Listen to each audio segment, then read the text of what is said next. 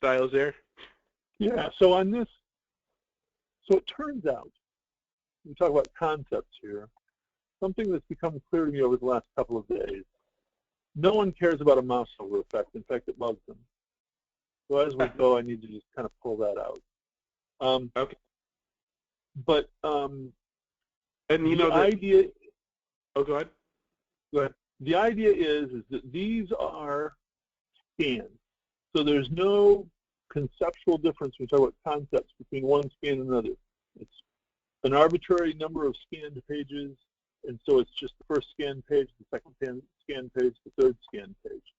The conceptual difference in images is whether it has been tabbed or not, these little indicators. Okay. That indicates the metadata about that scanned image. Right. Because the way the data comes in, we don't know anything about the scanned images, and as people work with it, the idea is that they will tab them. And of course, there'll be a whole vocabulary of many different tabs, and there'll probably be more than just a color or something. But to get it running, just my 2 or 3 colors is enough to show the concept.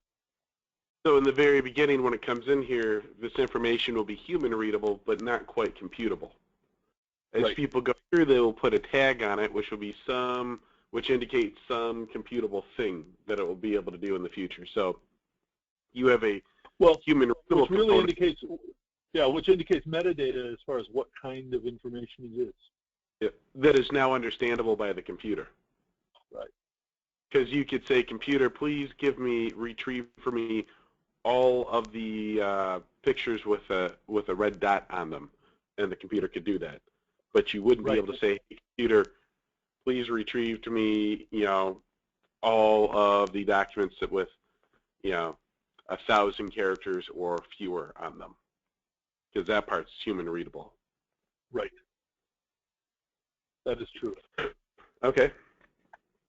Yeah. So this, I had noticed, I rendered just a master that happened to be here. So let me get to a real page.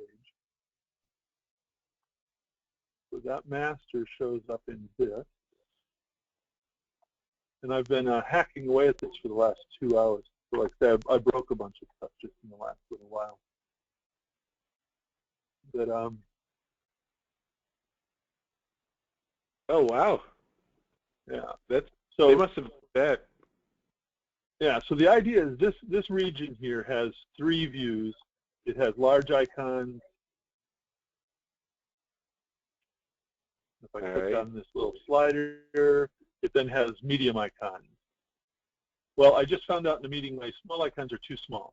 So I need to later. I'm going to pull off the small icons. These become my small icons, and I'll manufacture a set of icons that are a new medium, bigger than these icons, but smaller than the large icons. That was the size. The other day we were talking about the keeping them proportional with our Fibonacci numbers. Yes. And that worked really well because it allowed us to zero in on the size people wanted. Well, they think in terms of width. They like that this is 3 wide. They want another one that's 5 wide. And then they like the idea that this other view here is 8 wide, 2, 4, 6, 8. So I'll have 3 wide, 5 wide, and 8 wide, which won't follow the Fibonacci sequence anymore, but it follows, what they're thinking of. And using the Fibonacci's allowed me to give them a range so that they can say, oh yeah, that one's too small, that other big one's big enough, and so, this is what I want. So you failed for being too smart with the Fibonacci numbers. It was just more one thing in a meeting. I don't want to bring up and justify it. It was more they were saying, I want to see 3 wide, 5 wide, and 8 wide. And it's like, okay, I can do that. I figured they didn't want to. And so, yeah, and then I in the meeting scrubbed in because I wasn't sure what this little T in the lower right corner did. Well, the idea is that you click on it and it's a filter, and so it'll just show the ones that have been tagged that way. On this page, don't have to tag anything. Just have to be able to click and show the subsets that are tagged. And so then I added a clear to clear it back. But this is now conceptually kind of all wrong, because when I was doing it the first time, I was worried about like that this was a first kind of icon, and the second kind of icon, and the third kind of icon, when really I don't care about that as I implement. What I want is just all icons are just an icon, well, or a thumbnail I should call it. Each of these is just a large thumbnail, because I have the 3 sizes of thumbnail. But I need to have the set be a large thumbnail with nothing on it, and then that same large thumbnail with either a diamond, a triangle, or a circle on it. Okay. So that's one of the things I need to figure out and do here. Well, and then I can go forward as an overview. So that's like one. I'm making notes actually as I go here too. So I need to get the filter to display. And then this is the image there. Yeah. Well, because in the middle of the meeting, so how did I do that? I grabbed this that was the smaller size that you can see, and I applied the style. So I think I forgot to clear the old style, if I'm not mistaken. Or you have something in there that just needs to get cleared out. I've been trying not to hate graphics. Everything's a style. But I restyled it bigger and pulled it apart because. Something. Yeah. But like that, I did that right in the middle of the meeting just so that I could show it bigger, and I pulled this down because before this was the size of this big image. Well, we want that big image to be bigger, and this is the next in the Babinucci series. So we're still using that, and they like this median. So these are still Fibonacci correct. Cool. And then here is where I need to mark them, and the idea would be, I think I have this working, that when I click here, and of course the sizes are wrong nowadays, but see, it gets the first one and then the second one is there. Well, the idea is that, so I click and I get up what I want. Well, they even wanted 2 interfaces, so we don't share. So this one, if I want to tab this with like a diamond, I just click on the diamond, and the diamond has to show up. I thought that would work. Maybe I did. I did one of them in the meeting in a real backwards fashion. So again, here, it's the whole thing of there's no conceptual difference between text or person or scan. They're all just pages. The conceptual difference is when I need to add the tab. So that's my little overview. Oh, and then the other thing, if I have time or something, in this, with this whole scroll back and forth, the idea is, I think we're going to get rid of the left and right arrow, a bar right below it, that then on the bar would show these icons again, so that if I had one of the documents over here near the end of the slide that's off the screen, and it had been tabbed with a triangle, well, the little status bar down here below would show the triangle, and I could click on the triangle, and it would automatically take me over so that it would show that, oh yeah, that has the triangle on it. The notion being that sometimes this might be hundreds of icons wide, and they want this sort of overview slider. So that's the new functionality that's maybe. So in the microfiche side, it has a filtering capability. In the microfilm side, it works kind of like an anchor link, where it doesn't make things, it just navigates you to where that is. Exactly, and I hadn't thought, yeah, that's exactly the, yep. And so, you know, they liked this well enough. It was just, that's what what they'd been talking about before, and that wasn't captured in this little thing. So, oh well, and these should also show the tabs. So again, this view, it doesn't matter what kind of thing it is. It matters which tab it has. So everything kind of, the tabs became more the concept that needed to be changing the views throughout. And in fact, tomorrow I'm going to get all new graphics for these. So I'll take my existing styles. If I have applied like to this the person style, can I just rename the person style? You sure can. Yeah. See, so what I'm going to do as an exercise after we're done is rename my existing styles so they don't say like text in person. It'll be just thumbnail. Thumbnail small, thumbnail medium, thumbnail large. I'm going to get rid of the mouse over, so I'll be able to get rid of default and hover. But I'll just have. But I need to. But I'll need to then have a style that has the tab on. Well, this I'll need a view. Oh, I'm sorry. Well, I would, I guess, what I wanted to make sure I got inserted to at some point, it would be good to kind of conceptualize a namespace.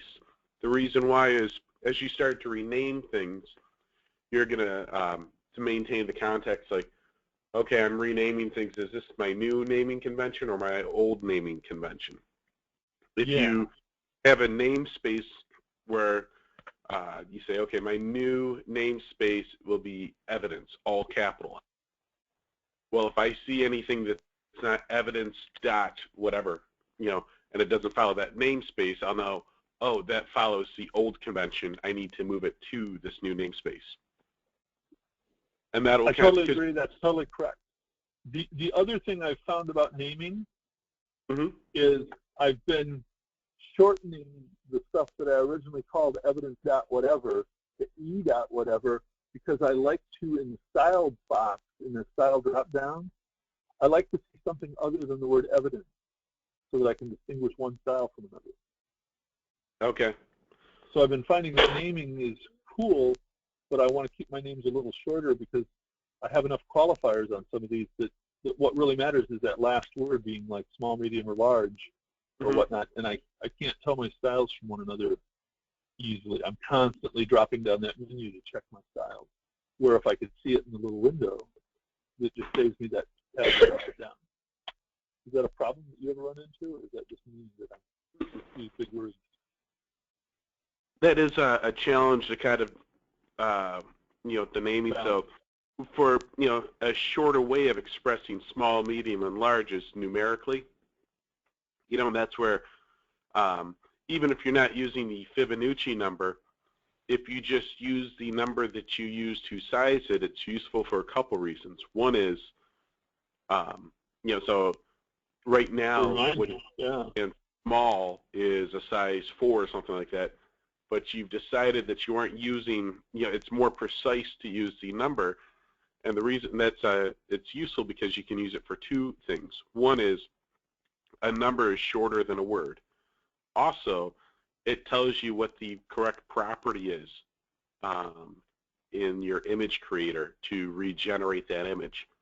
Because sometimes you'll name something, but it doesn't reflect the file. Like I've noticed that sometimes you'll name things that say this is size 10, but it still is size 2. That's the file that's underneath it. Well, when that shows up, it's neat because it's kind of self-correcting. It says, well, this is style 10. Obviously, the image you have is wrong. You now know what you need to do to make it the correct image. I don't know if that makes sense. Yeah, but, and while I've been using small, medium, and large and talking to you, I tend to think in terms of that's an 8, that's a 13, that's a 34. And what I've got to twist here is I've got to get rid of all the 8s so that my 3 sizes are 13 and 34, and my new medium will be the non-Fibonacci value of something like 23 or 24, so it's just halfway in between. Well, and so strategically what I would recommend doing is just migrate your small to your large, right? And if you just numerically say, like, all right, well, I'm going to convert all my size 4 fonts to my size 36 or whatever the right number is. Right. Change that because you have 2 of your 3 styles are perfectly fine and don't need to be modified. It's just your small one. So, right.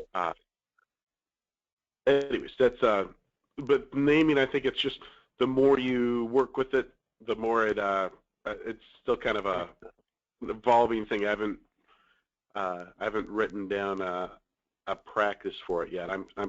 All I know is that the more you reuse it, the better it gets. Yeah. So, but anyways, this looks very cool. There are, there are 3 parts of this problem we need to break this down into. So from the styles, I don't know if you noticed, or at least I was impressed. It looks like the performance is pretty decent. Wouldn't you agree? With this page except loading for up. one instance. Except for one instance, and that's. Let me go back.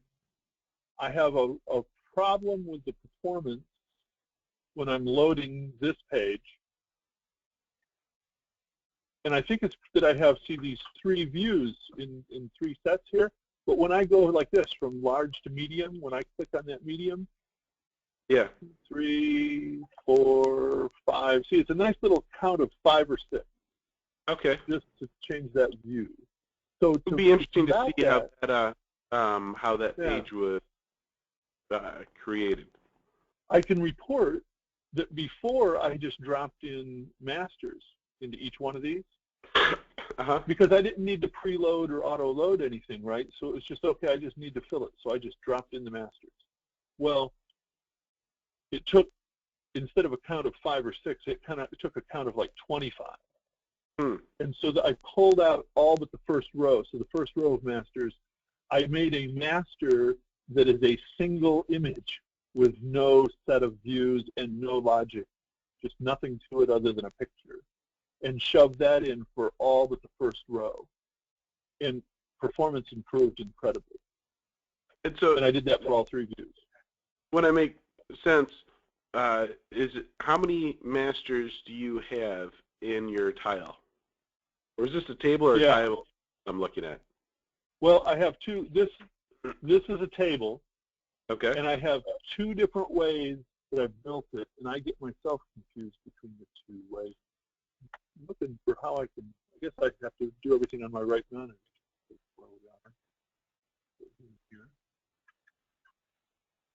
So I started out, of course, I've been expanding with these scans.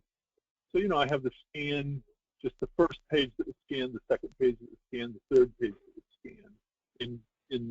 Originally I was only using size 8 and 34, right? So then I had to pull them into a thumbnail set that has 2 levels of views. Remember we talked about this the other day, that this outer level of view was whether it was a text or a person, which is no longer really a necessary kind of distinction. But the inner level of view is whether it has what I was calling a flag, but which the client calls a tab. So I want to keep changing it to tab and no tab, and using tab in my mind and in my labeling, because that's what the client calls it, a tab. So I have whether it's tabbed with a diamond or a triangle or a circle. Okay. And like I say, I can get rid of all this hover and not hover, but I only have to have half as many, which should help performance a little too, right? Yeah, that's what I came up with. This design, and let me know when you're ready for my. I see a challenge with this design, or an opportunity to do this more efficiently. Perfect, because that's what I need, is a little better performance. And this confuses me. I mean, I did it and I implemented it, and I keep getting confused by it because it's the view within a view thing. Does your opportunity include getting rid of the view within a view? Yes, it does. Wonderful.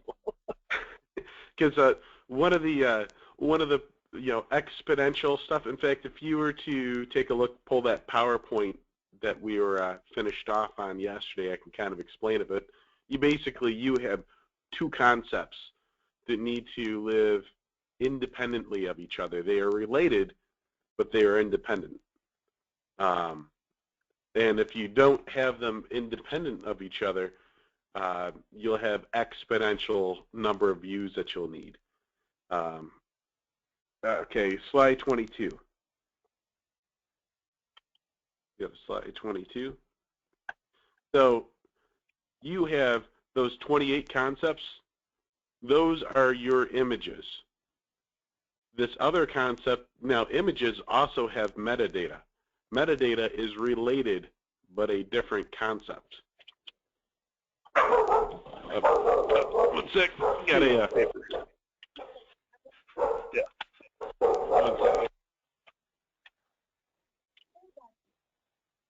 That happens to me occasionally. I have to log out and log back in.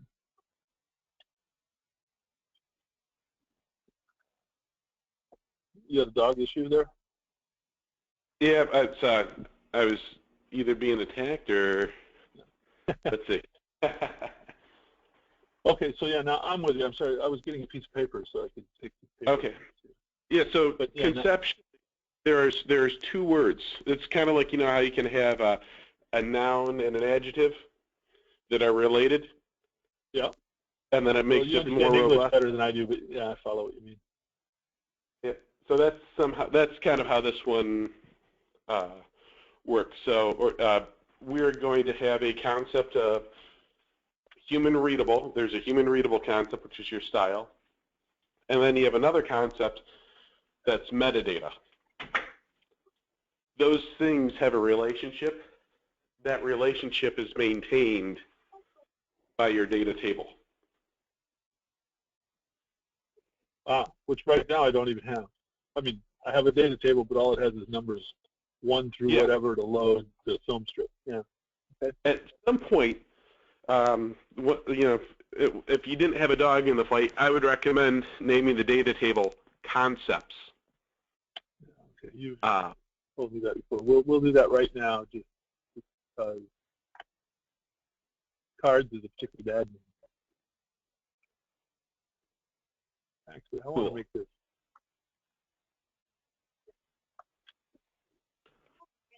Okay, and these were just so that I could keep track for a while of what 1 and 2 are. I don't ever use those. Those were just so that when I looked at 1 and 2, it reminded me. Well, let's then that's cool. We can just can we just this the only thing I use, the only thing I've been using is card number so that I can just load. When I load in the film strip, I don't use a table. I use a set of tiles, and I use these numbers just to load them in. Is that a unique identifier, or does it provide some sort of sorting logic? Well, when they go in the tiles, then when I click on a tile, it seems to then give me a value. So if I click on the 3rd tile, it knows it's number 3.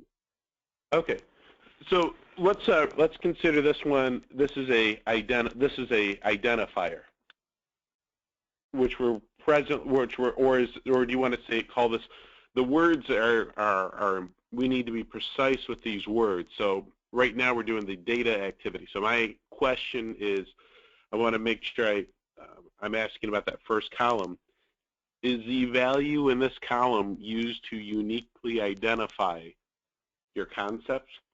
Is it used to drive some sort of logic? What does the value, for example, number 15 do?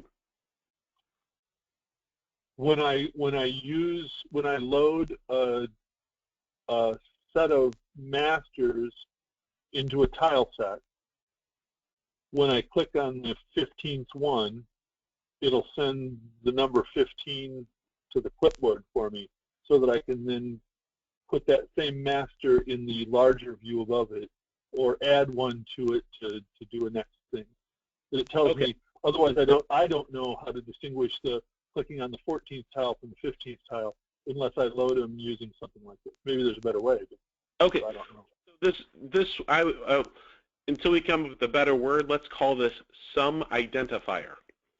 In the future, we might improve that word and call it identifier.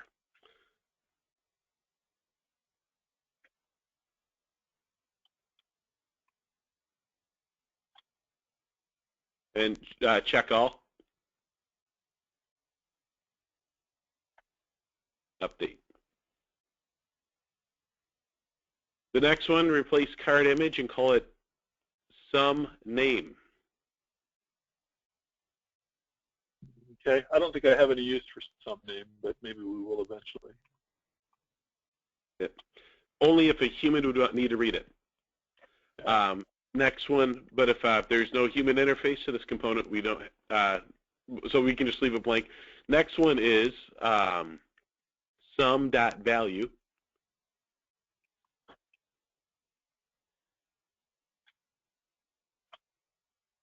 Because the concept can have a value. And now these are just the next things, like you can also have, these begin to have the attributes. So I guess this is the types of metadata. So trying to think of. We're going to want to save. We're going to want to save how it's tabbed. Yeah, and so that's what I'm trying to think of the best way to represent the attributes. So now I'm going to call it. Let's call it. Let's call the first one metadata square.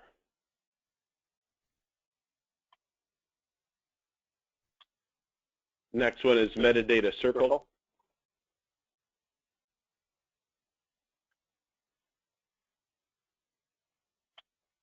And the last one is metadata triangle. In the future, this will be I'm envisioning that this will be a Boolean value where if something is a circle, it's going to have a value of true or yes. And if it's not, it'll be blank or nothing or no or something like that. And it may affect, as you think through it, I can guarantee it came out in the requirements. They want one and only one tab, so you'll never have a circle and a square or anything. It's always there are 4 states. No tab, circle, square, or triangle. Those are the 4 states.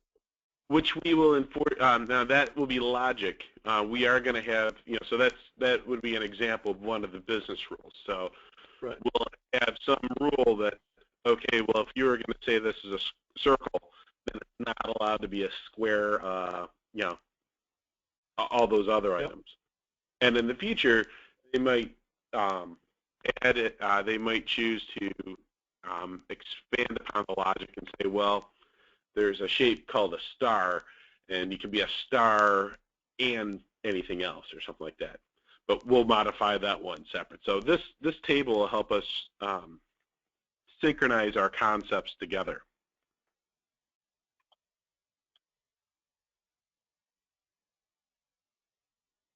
Cool. So now this table represents each one of your concepts. It would be nice if the concept name was also the name of the style that you use to display this, right? If I had to say, what does concept 1 look like, it would be nice if that name reflected the style sheet. Okay. Yeah, and I've liked using just the numbers, and that's where, like I said, I made it too granular when I first thought through this. Well, because it really is just thumbnail. It's a thumbnail and a size, so it's a thumbnail size 14 versus a thumbnail size 34 versus a thumbnail size 55. Well, I would thumbnails. There's 2 parts of thumbnails, though. There's the computable part. There's the number 1 that's going to tell you view 1 or something like that.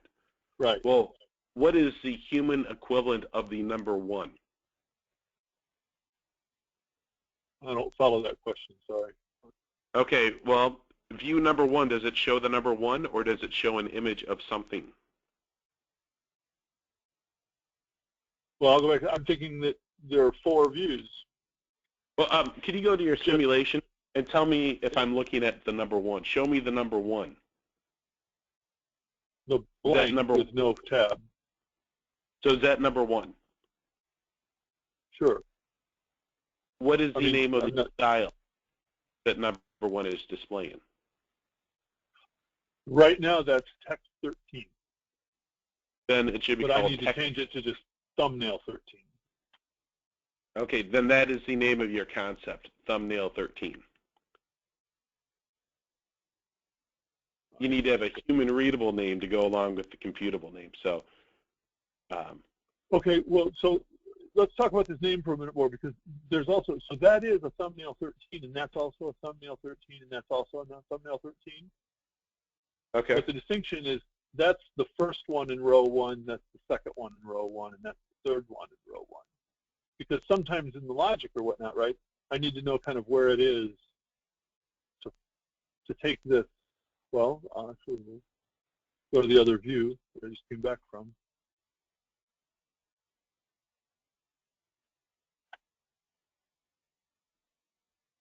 When I'm here, I need to take this second one in the sequence and put it up here. Or take the third one and put it up here. So I need to know the position in the array is how I think of it. Is that? But that's not what you're asking about, I don't think. Correct. I'm not interested. I want to build an interface for a human. I think the computer understands the interface better than the humans do at this point. So for the human interface, we need to have human readable names. Yeah, so these are just thumbnails. So is thumbnail 1 a human readable name?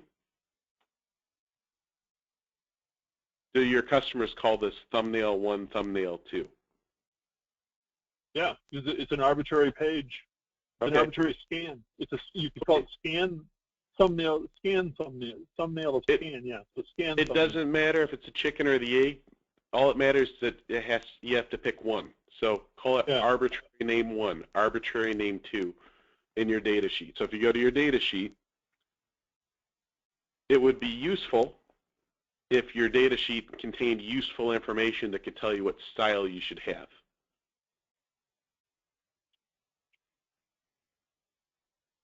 I don't know if I'm making the connection with you on that, but yeah, no, you get caught on this naming, and then usually as we talk through it, it comes clear to me. But yeah, right now it's sort of like and this has been my confusion before talking to you just now. Okay, well, let's just all just thumbnails, and I keep trying to be more clear as we go through it. So the name of the first one is called arbitrary name 1. And just spell it out.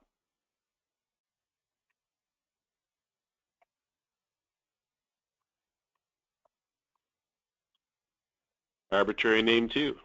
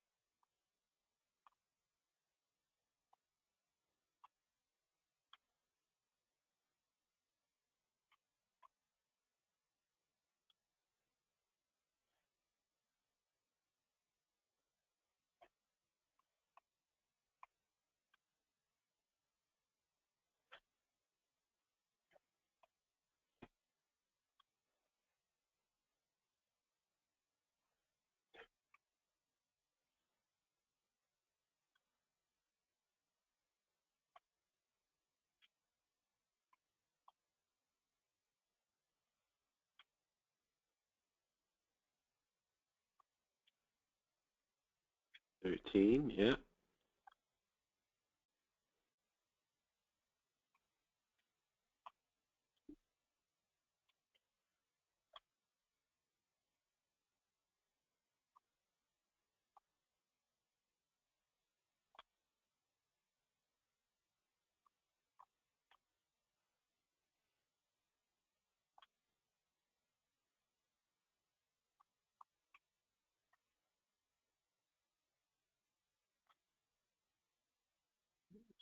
Slow down on me here.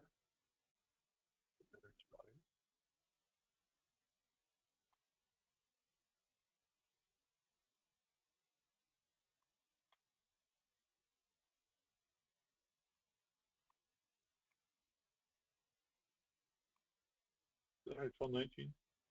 19, good.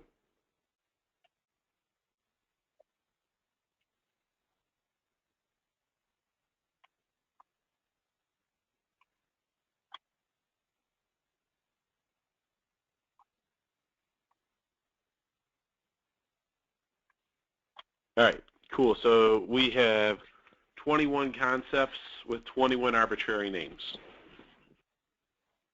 Okay. Okay.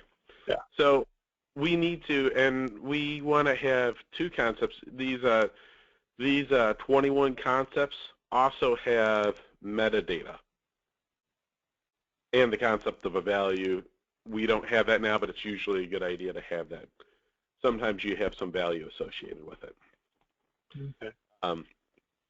So now let's find out where is the master. There should be one control that can show me all 21 arbitrary names. What control? Well, my concept master is out of date. Well, we're not using the concept master. We're using the table concepts. Okay. I'm sorry. I thought concept master is a table. Okay, so concept master, that is a, I see. And it's out of date from the last 2 hours of meetings. That's when I realized that these are of no use. Okay. And it really does just become image 1, image 2, image 3, like the arbitrary name 1, arbitrary name 2, or thumbnail 1, thumbnail 2. I need to settle on a naming convention. But the whole idea is just I will have sample data. Ooh, I like that. Sample data piece 1, sample data piece 2, sample data piece 3, because I don't know what that'll be until someone hands it to me. But I'll always need to then fill these displays with that sample data in the order. Because underlying it, what it is it's a set of scans that were arbitrary documents scanned in an arbitrary order. But it'll be like the first document had 3 pages, and the second document had 6 pages, and the third had 10 pages. So I just know that the system, the computer and the humans don't even know. They just know that it's thumbnail, thumbnail, thumbnail, and then the human has to figure out that, oh, that 4th thumbnail is the second document. And that's why they'll tend to tab that 4th thumbnail so that they then know, oh, yeah, I figured out that's the second document, so I'll show it by tabbing it. Okay. That makes sense? Well, it might make more sense as we simulate this some more. Could we have now, let's build a control. I want to be able to tab through and see my 21 arbitrary concepts on a microfiche. So let's go ahead and let's make a tile view that just shows us all of our arbitrary data. What style? Can you show me what arbitrary concept number 1 looks like? Well, I should move it here to being just scan 1. In the old days, the first tile, the first scan, was always one of these, but I need to get rid of those and start going with like this, just scan. Okay, so scan 118, right there. Yeah, and then scan 1 size 8. Can we consider scan 1 our arbitrary data 1? Yeah, that's true. That is okay. True. To rename it, don't get rid of the scan. Call it arbitrary data 1, and then in parentheses scan 118. Or arbitrary concept.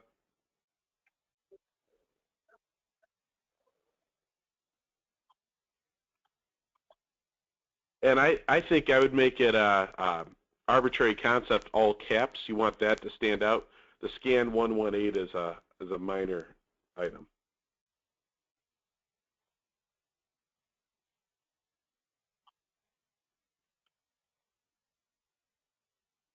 All right, so arbitrary concept 1. What is the style associated with arbitrary concept 1? Why am I seeing that image on the screen?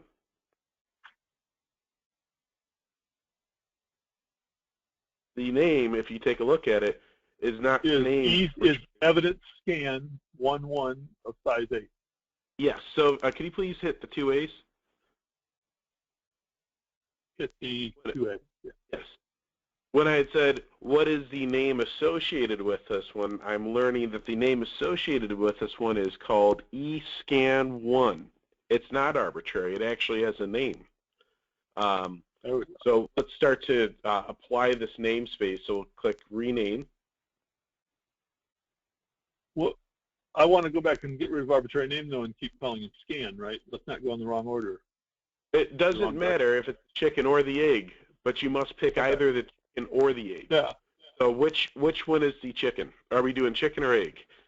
We can either be arbitrary or we can either be e.scan1.1. Yeah. We can only at the end of the day, I'd like to end with eScan because this has just been a communication problem between you and me that I don't want to perpetuate. I'd rather go back and so it's eScan. Okay. And see, this is then scan 1. Okay. So now we're just replicating here. I can even pull that out. So, although I can't seem to still scan. There. And I don't have a reason for the, oh, I was thinking positionally, row 1, column 1, row 1, column 2, but it's still just the first. So that's a question. I know kind of how I'm going to lay them out, so it muddies it up to put the layout in here. On the other hand, later when I look, I don't have to figure out that scan 4 is the first one in the second row, right? Or whatever.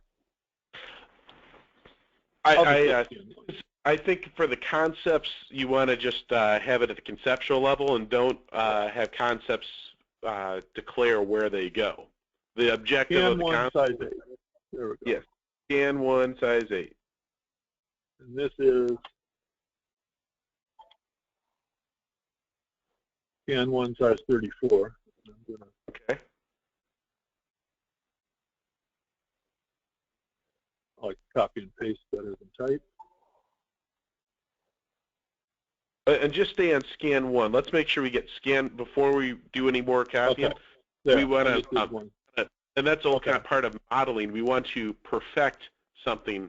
We want to perfect the model before we replicate it. So let's just focus on scan 1, and the sum name will be called scan 1. Don't rename anything else.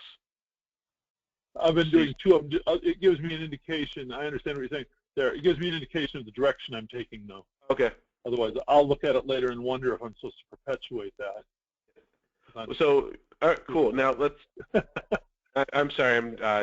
My mind's 3 steps forward. I gotta bring it back where we are. So, ideally, what will happen? Scan 1-8 will be the model for all size 8 scans. Scan 134 will be the model that all scans size 34 will have.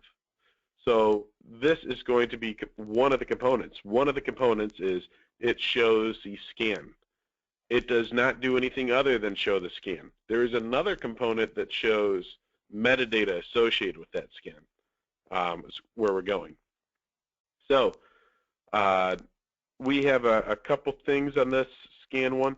Can you go ahead and just copy this, because we're going to make a new version of this.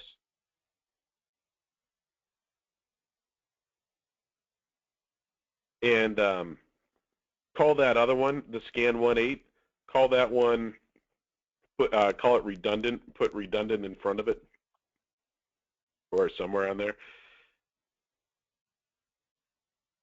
So when you see redundant, you're going to know that that's starting to be phased out. And so now go to scan 1, copy. So we've got a couple, I see 1, 2, 3, 4, 5, 6, 7, 8, 9 behaviors on this. Well, and this was back when I was messing with hover. So actually, I can, right here, I think on this one, well, actually, instead of deleting it, what we want to do is we want to rename these to the different types of scans. So there's going to be 21 different views, all the same size. We're going to put them all in one. Well, okay, wait a second. I think I have. Okay, I'm with you. Yeah. So we're replicating through our naming. We're replicating something that I had in a different name. Okay, I'm with you. Yeah. But this is going to be the master of all size 8 scans. This will be reused many times. So this master needs to be able to show any one of the arbitrary concepts based on what the data tells it. And I know, like you said, so what confuses me then when I do this is one of the very next steps is I'm going to take an arbitrary scan, scan 3, and I'm going to want to also see it with a circle or a triangle or a square. So the second thing you're going to ask is, so that's a second concept. So we can switch over to the other concept too, but we're going to work on these concepts independently, and then they will be brought together after that. Right. But we're factoring them out the right way then. I just wanted to double check that I was a step ahead there. We're not we're not going to lose it. We just want to make sure that those two concepts are complementing each other. That way, you know, there will be something else that you'll have another view that will take a look and based on some logic will determine what should be shown or not. You're going to have the concept of a square, a circle, all those items there, and those will show selected or not selected based on the data that's in your table. But okay, it's important that we only deal with one concept at a time. Or we only want to build one concept at a time. So this is going to become, and I guess I still want, in fact, they're all going to be no tab, so I don't care about no tab. They will all follow the following names: Scan 1, Scan 2, Scan 3, Scan 4, Scan 5, Scan 6. Okay. So now that I follow where we're going, now that I follow the naming you're talking about, for me to keep my graphics straight, like on my hard drive, as I make these styles and keep things straight. Yes. The reason I was calling it Scan 1-1, 1-2 is I have several sample documents. And I've arbitrarily just said, okay, this is the first document, but then that document has a certain number of pages. So if I want to find that graphic again or do anything, I tend to think of it as, and it is just scan page 1, but I've been trying to keep it straight as to what graphic it goes with on my hard drive, and those are numbered document 1-page 1, 1 page 2, 1 page 3, and then 2 page 1, 2 page 2. So in terms of, so it sounds, if you want to have more metadata on that, go to your concept and you could add a column for that piece of metadata that you like to have. It complements, it's scan 1, and the fact that it's 1-8 is complementary. Okay, because we're just going to name them then, yeah. When I get to yeah, 15, right now, I won't know where to find it anymore, but that's okay. Well, you will if you want to, if you go to your go to that data sheet. If you add metadata, you should never be lost. So there is another concept that you're telling me about. I think we need to add a new field. Maybe put it in some value for right now, I guess. And 1.1. That tells me what data, yeah, where it actually is. Otherwise, I'll get totally lost as I go forward. Well, yeah, right. So fill that out right now so you won't get lost. Yeah. So, see, this is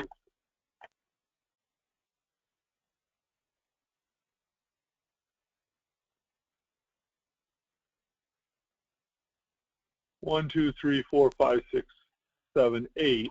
And then the second document is 1, 2, 3, 4, 5, 6, 7, 8, 9, 10, 11, 12, 13. And those are the two sample documents I've been working on. The first is 8 long, and the second is have that name. In fact, that's probably what I would name it, right? You would want to name the thing so you could find it. Well, just put that in there for some value now, but one of the things you'll find is if you reuse the same name, you'll have to remember less, and then you'll just find things. So it's almost like you want to radiate the name all throughout your whole project. 2, 3, 4, 5, 6, 7, 8, 9, 10, 11, 12, 13, yeah. Because I can do data entry on my own, and this is just for me to see. Then this goes to 213. There. Now I can remember what they are on the hard drive, because I know they're scan 1, 1, 1, 3, to 1, 8, and then scan 2, 1 down to 213. And as this comes about, that might be a useful name for your style. When someone says, "Well, Sean, the style doesn't look. This style is surprising me. This is not what I would expect to see for document 2-13." Well, if you take a look, right. The image does not equal document 13, and that's your kind of your way of checking. So really, over here, I should just make this. Is what you're saying? Yes. Yeah. Thanks for your patience as I get there. You're welcome. Yeah. This is it's overlooked so easily, but this is the naming that's really useful because it's too easy to forget. I become less impressed with my memory as I go forward. So at the end of all that, the first question we tried to address is, what should I name these? And the answer turned out to be the name of the scan on the hard drive, because that's the thing that next Thursday I'll have to actually match up when I get lost or it's the wrong image. And that was the answer that I just didn't know off the top of my head. As far as like, I can name it anything, I don't know what to name it. Well, and I would say too, like, who did you get those scans from? Because I normally like put in a namespace from Tom or from Hank. Because scan 1.1 might not necessarily be of any value or meaning. But if someone says, what is scan 1.1, who does, what does that mean? That's how I use namespace too. So you can put a, if anyone says, what's scan 1.1, you can say, well, I got it from this person. That's not an issue right now, but in the future, if you might find that scan 1.1 is a common name and you need to distinguish, the technique for distinguishing between the two would be to prepend it with who you got it from. I don't know if that makes sense. Cool. So that would be the name, and you'd want to just kind of radiate that, I guess, from the file name that you have. And so, so get your first two. In fact, I find, normally takes me 3 iterations to have this one solid. So, but we got 1 and 2, and let's have a master make it. So I want a master that is the scan size 8 that can show me all 21 scans. So first part is we can just delete all these behaviors.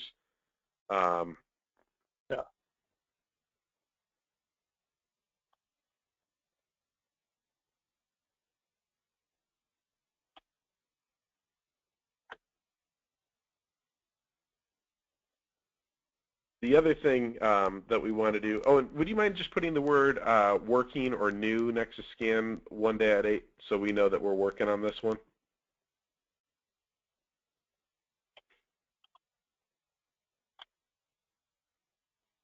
One of the things that we're going to need to do is we need to have a control that, at least for this part, enumerates this. Later on, this will go in a tile, but right now, I want to have the ability to, have this go 1, 2, 3, 4, 5. So, because we're going to have a clipboard value, trying to make this one, I think the easiest way to do it is we probably want to make a control that's called a scan selector or something like that, scan chooser, similar to what we had with the questions. So could you create another control or create a new master and call it scan, and this is a cool name, scan.select, open, close parentheses.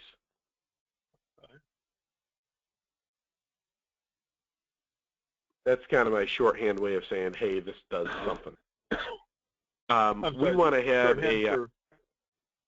a function or an operation. Okay.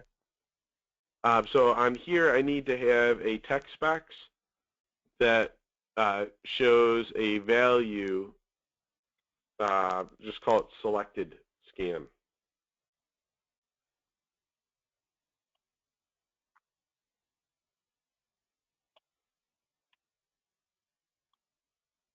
Cool. And then below that, create an Easter egg, just call it demo.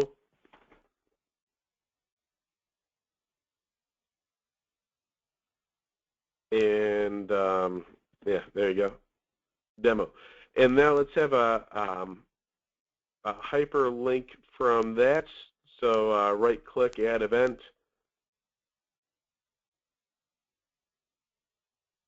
Link. Oh, I'm sorry, we want to have it do a clipboard. we're going to set a clipboard value.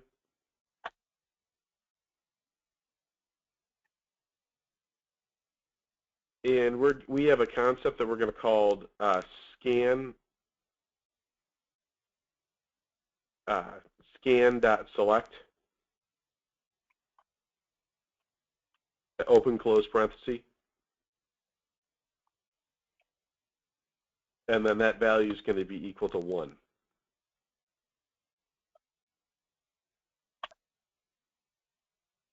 And then,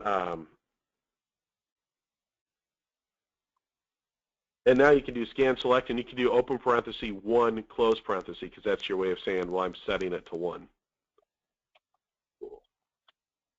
And then refresh, or have it go to that refresh link.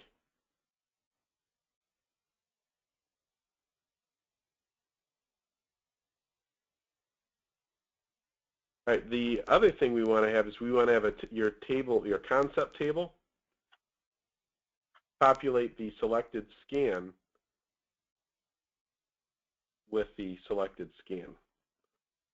So drag that table concepts onto this page. And after a while, you're dragging concepts is going to be very easy. Now put in the name, though, some name.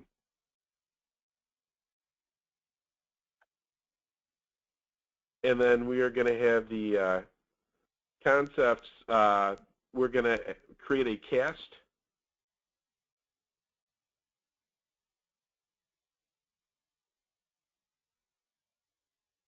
And that cast is going to be criteria on the concept sum identifier. So drag the cast into the get concepts table. Where? Sum identifier. And we want sum identifier to be equal to scan.select.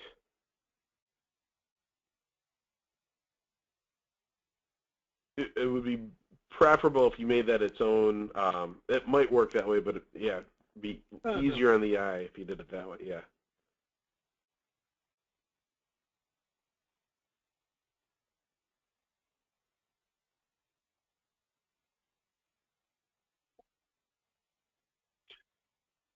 Click it one more time. That happens to me regularly. Like you say, then just the next time I do it, it'll work. But huh.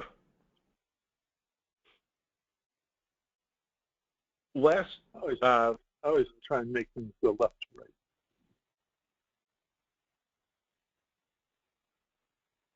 You know what I mean? Yeah. There. That's kind of more what. That tells me more where data's flowing. Scan selected path. Let's have let's make 2 more demo functions. Let's do demo next and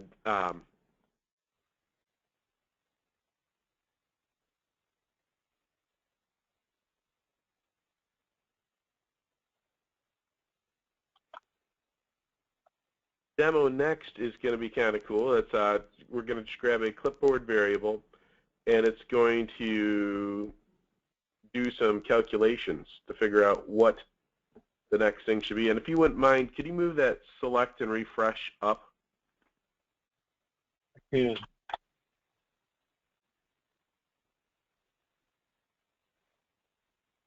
You can tell me how close this is to the calculation. Oh, cool. I remember where I came from here. Then we're going to create logic for what's next.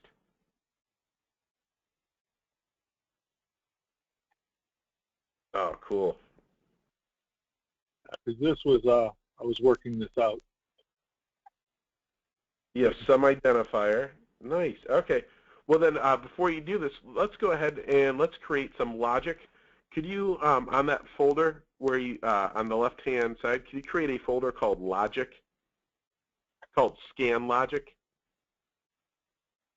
Or logic, capital logic, and then scan, or something like that. You only have one type of logic right now, so may as well. Yeah. And I don't want it in masters, right? It's fine. Keep it close to wherever you're working. Okay. Reduce the switching cost. I think that's what I stole that from you. So with the logic scan to be in there? Nope, we just want to put logic in there. So let's create a decision box in logic. And it's going to be next scan, or select next scan. Select next scan question mark.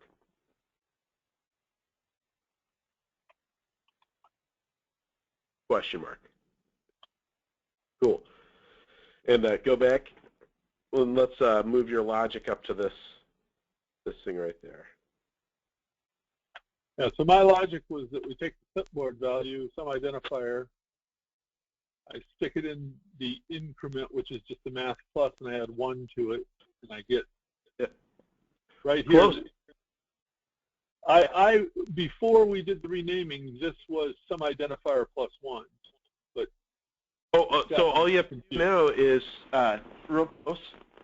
You the number that goes in there is scan select. Beginning at the far left of your logic. Oh, that's where I can put, okay, yeah, scan select. I don't want it, since I've added 1 to it, I don't need a new variable. You're not going to create a new variable. What you're going to do is begin, it's best to begin from the beginning. So find the very beginning of your logic. There. Now the first thing you want to find is the selected item. What is the currently selected item? So click that and find the select. That's what you currently have selected. And then is it right there, run it through a cast? Because I do that just because you say run it through a cast. Yep, that's perfect. It's going to add that to the number 1, and you'll have a new scan select. Well, I've got an extra, maybe a needed step there then, because see, I just run it through a cast. I don't know what to rename it, but then this is where I add 1 to it here in the map. That sounds good. Yeah, and so right now you could just have the next go to here, and that would probably increment it. Go ahead and do that. So if you drag the text box next into that disconnected clipboard. Oh, I see. Cool. And go ahead and play this and see if we can increment. So first begin with demo. Scan 1, 1. Scan 1, 2. And then I went off by naming. Yeah. Cool. Perfect. I have so much trouble doing that. It's tricky to encapsulate this stuff, and we're going to want this this concept of choosing your scans to be independent of these other items. Can you go ahead using the same logic, or and so we won't worry about that decision box just now. It's all in here. Can you go ahead and create a demo previous?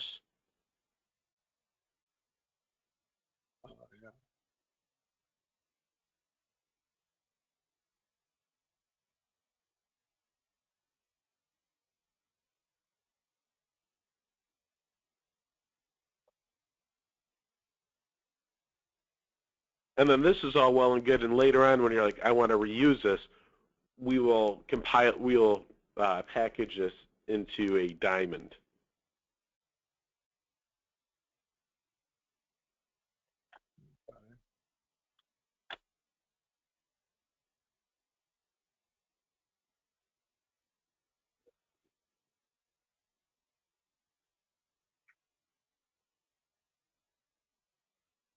This one's tricky to remember which one goes first.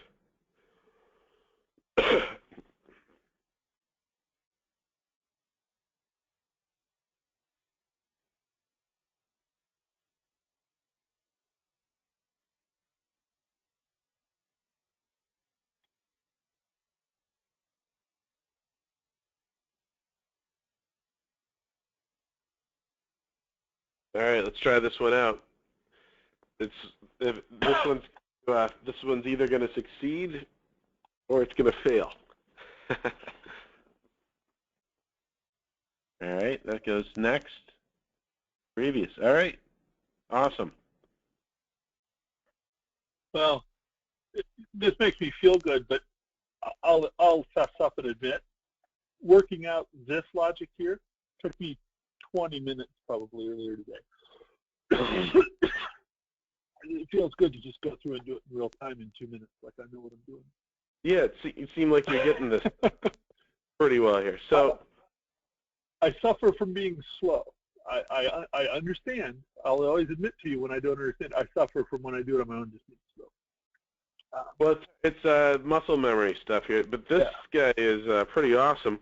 Okay, let's put this on our concept master. We need the ability to choose concepts, and now we've got our new concept chooser.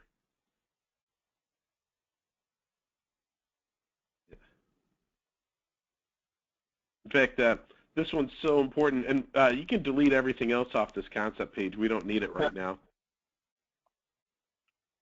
That other stuff on the top, we can just lose it. We have it in the style sheet if we ever needed it. I just delete everything.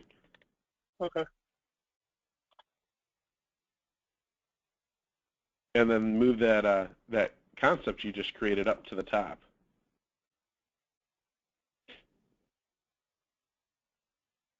All right, cool. Now, now that we have that one, let's go back to our scan 1-8 new. All right. What scan 1-8 needs is this should be 21 views. And it should be driven off of the scan.selected clipboard value. Right. Okay. Well, I can do the scan. But I would recommend doing, instead of having it go directly from the clipboard, I put a cast in there because in the future, you might, this thing might go into a tile or something like that, and it would just save you that one extra. That would be make it, I think, easier.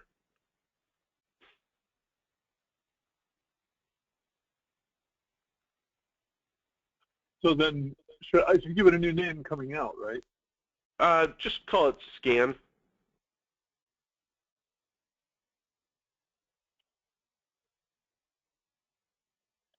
Yeah, and then well, it changed it to scan select again. That's okay. Doesn't matter. Yeah. Now your views that it's going into, there should be 21 views. Each view should be matched the name. Yeah, I need to do a little sizing here too, in the sense that, see how I left all this white space? That came up in the meeting, that I need to leave. For years when I do everything, I'm not a graphic artist, people say leave more white space. It looks better, leave more white space. Today I got the definite thing that I had too much white space. So I need to figure out a size here for just a second, because I want to make these more exact. You might want to delete everything else. You might want to delete everything else then, because if this becomes your new model, the other ones will conflict. That's, there, because see, that way it just fits. Okay, cool. And then that other white. I want to give it a couple of pixels, so I'm going to make it a round number, 95 by 125. So that's going to be my new size 8. All right. The graphic is the same size. It's just that the page now will be 95 by 125. So as I go from page to page. So delete all those other views. So keep scan 1, but everything else just remove. Can I do that all at once? Unfortunately, you can't. That's why you really want to wait. You want to get your model first before you start replicating. Right.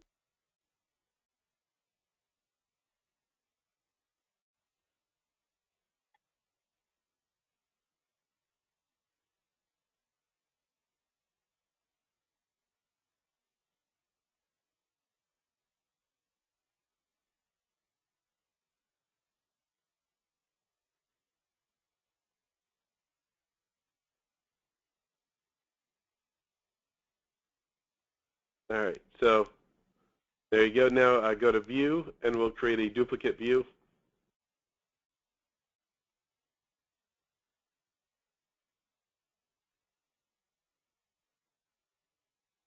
I recommend having one of the views be a low fidelity view, and all it does is it plays back, use your low fidelity styling, and it tells you what the dimensions are. You want to make your requirements easy to access. So that Tell me that again. The low fidelity view, what does it do? Rename section 9.7 to low fidelity. Section 9.7. Yeah, call that one low fidelity.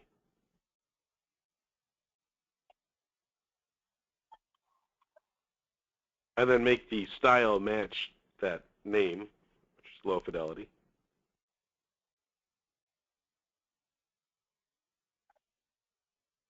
And you should be able to get to it because it's a pound sign.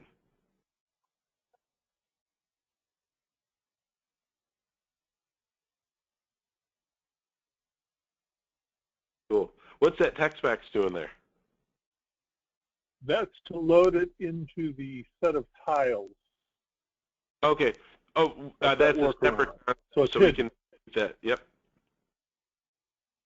Do I need to delete it though and then later apply it all again? You will use the text box, but not right here. So I should get rid of it? Yes.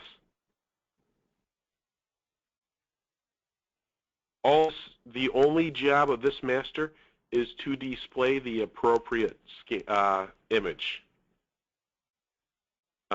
So it would be useful here if you could add some metadata. Say that it should be a 95 by 123 box.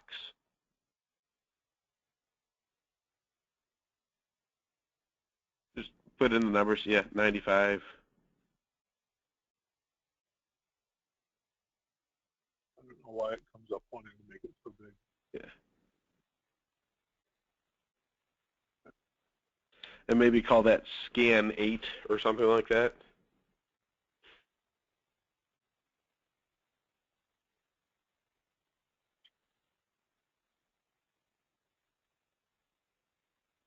I made it low fidelity. Yep, and then maybe add more metadata, call it, say it's scan 8. So if someone says, what's scan 8? And you can say, well, it's a 95 by 123 glowing rectangle.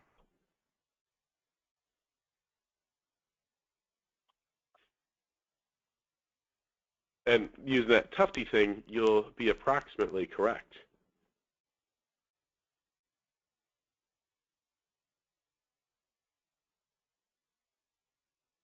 Cool. And this is just kind of your notes to yourself. Now you can drag that that view, or that cast into your view now.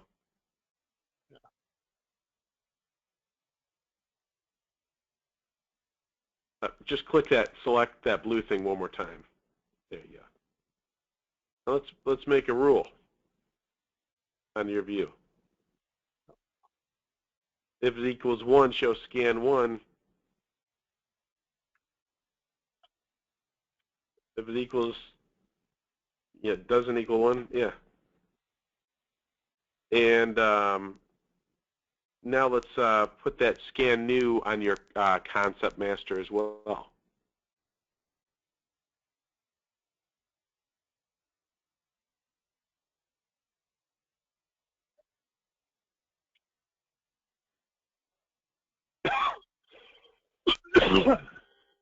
Let's go ahead and play and see if the concept chooser has any impact with the thing on the right. And hit next. 1, 2. Cool. Like it. Can you make just make just for the sake of it, let's do 3. Can you extend this solution out to scans 1, 2, and 3? And then we'll do this next part where we're going to make a metadata control that will go on top of this.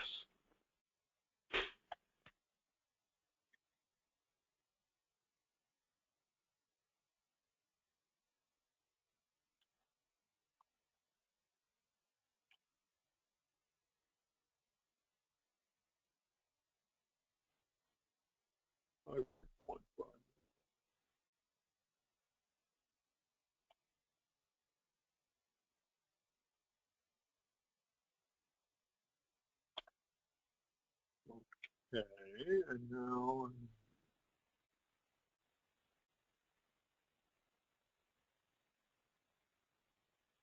Then get rid of that text box.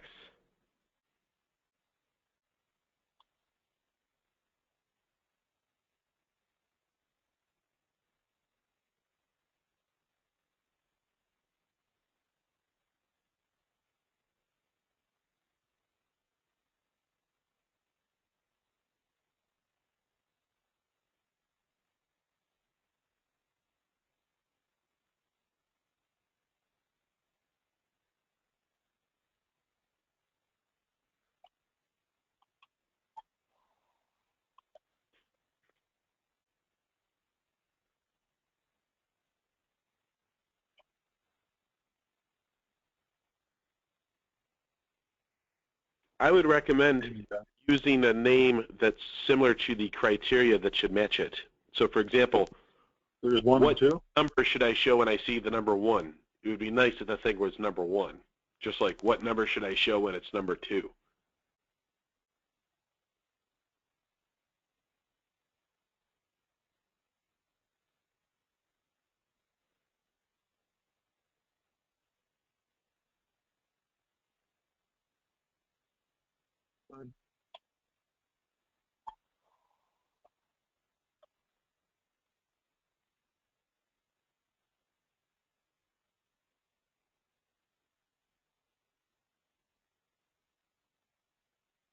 Like you could do scan 2 and then open parentheses what it's also known as. You could put an alias that way.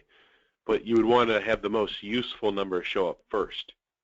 And perhaps the number could go later on. But when you go to that rules, you're going to want to know, well, what should the criteria for this be?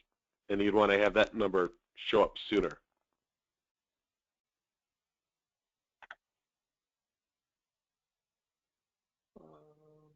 How can I make this grabs everything other than...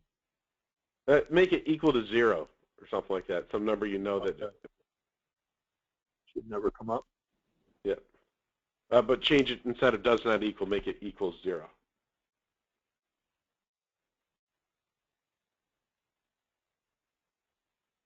Cool. And then I'm thinking later on, you might want to just later on you might change the criteria to 1, and then in the parentheses put in whatever the name is of it. Yeah, 1-1. Okay. Or 1, and then in parentheses scan 1-1. 2 in parentheses scan whatever.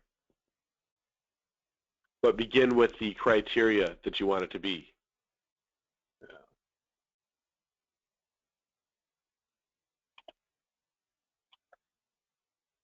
And I can do more renaming later, but that'll remind me of that. Okay. And I think. All right, so let's see if your master will navigate us through the 3 different pages.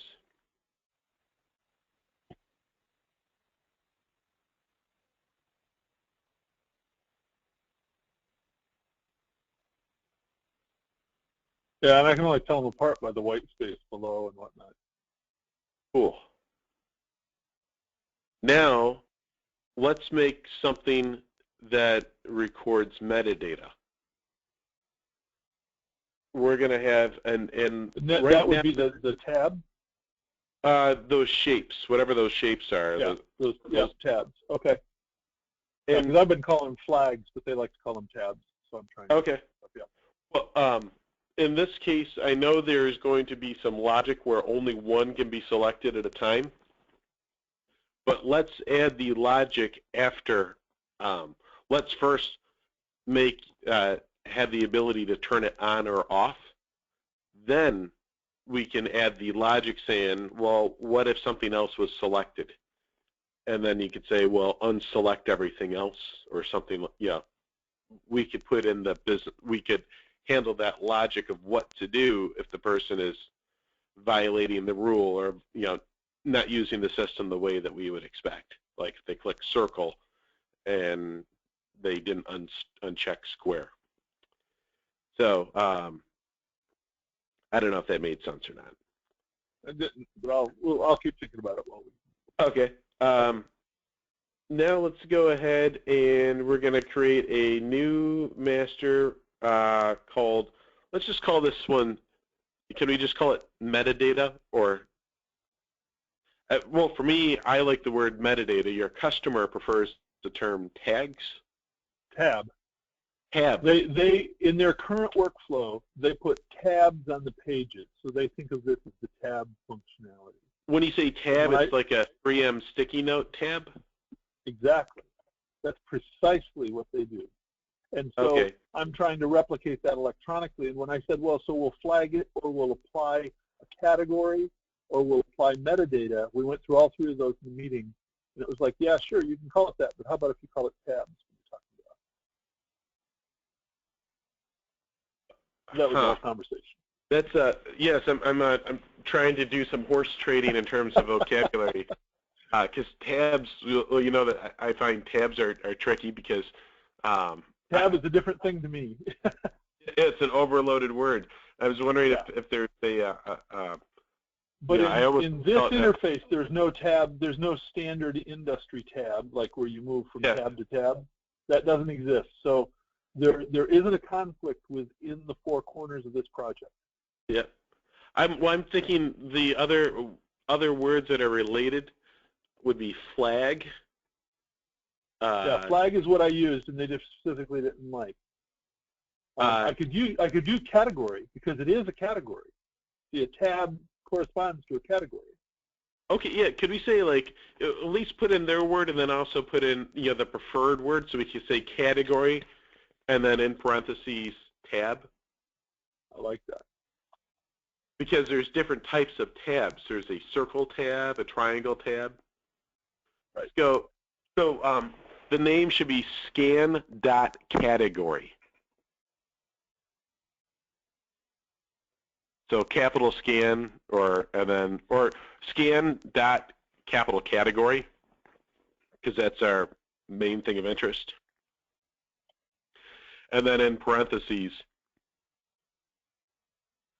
call it tab. Okay, so category. Okay, yeah.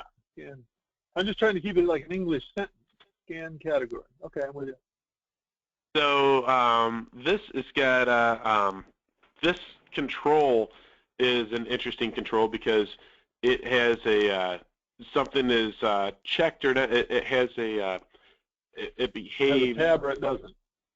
Yes, so it has a kind of binary function, true or false. Well, is this going to have 4 states? No category, or one of the 3 different, triangle, circle, diamond? You will have 4 things that can have a yes/no state. You can have as many things as you want to have. Okay. So instead of making it, wondering if it was really binary. What's that? I was just wondering if it was really binary on off, or whether it was one of those 4. And you're saying that we'll keep it binary and we'll just do it multiple times. I'm okay. Yes, we'll keep each. Well, let's get it. So there's a concept of a square. I'm just arbitrarily picking a concept of a square. Can you just write? Can you? We need to have a view that shows that the square is selected, and a view that shows that the square is not selected. So do we want to put in this whole background image with a square on it, or just the square and then we'll lay it on something later? We are making 2 separate concepts. We are not attaching any concepts together. Each concept will be, it's object-oriented design. These objects will exist independent without any knowledge that the other one exists. Yeah, so I've made my flag, circle, diamond, and triangle. I need to change them because do they have a background image, or is it's a triangle by itself? It's the triangle by itself. Oh, great. So if you go to the category tab, the thing that we're working on, it should be called scan.category.tab. Yeah. Could you create something on that, create a triangle?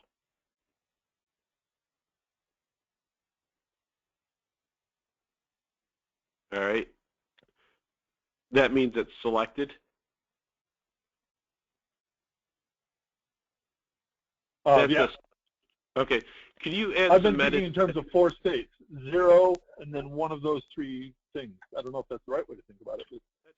It's you have 4 switches that are either on or off. Each switch can be a value of on or off. So what is an off with the triangle? What is is it just empty? Empty, yeah. Okay, cool. That's why, so, and again, I don't want to press it, but I keep thinking of it instead of 4 binaries, I think of it as a quadrinary, right? That there are 4 states. Off, yeah. and then on, and the 3 ons are slightly different. Yes, and I would recommend taking more of a simpler, more Turing binary yes/no approach. Okay. With those items. I'm fine with that. I wanted to make sure, because sometimes down the line, then we miscommunicate. Yes, right. And that's in the corner. Size. Huh. What did I do wrong? I was going to make that. Just make this a duplicate view. Well, what do I have there that this is separate from that? Oh, I see. It doesn't repeat. It's in the background. It doesn't repeat, and I have it upper left. It just visually, it confused me for a second, but now I'm understanding. And I will add a view and I will duplicate it. And cool. Here, and so the first one would be like off, and I'll make it a different style so that it doesn't show. Yep.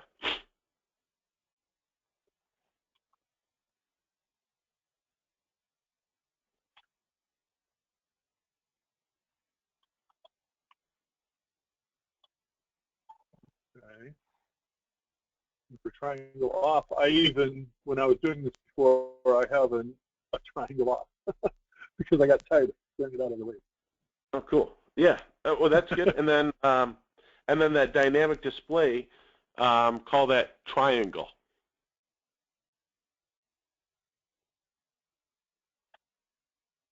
And what I've found, I know you're not going to approve of this, I like keeping the DD so that when I'm poking around, I know that that's a dynamic display.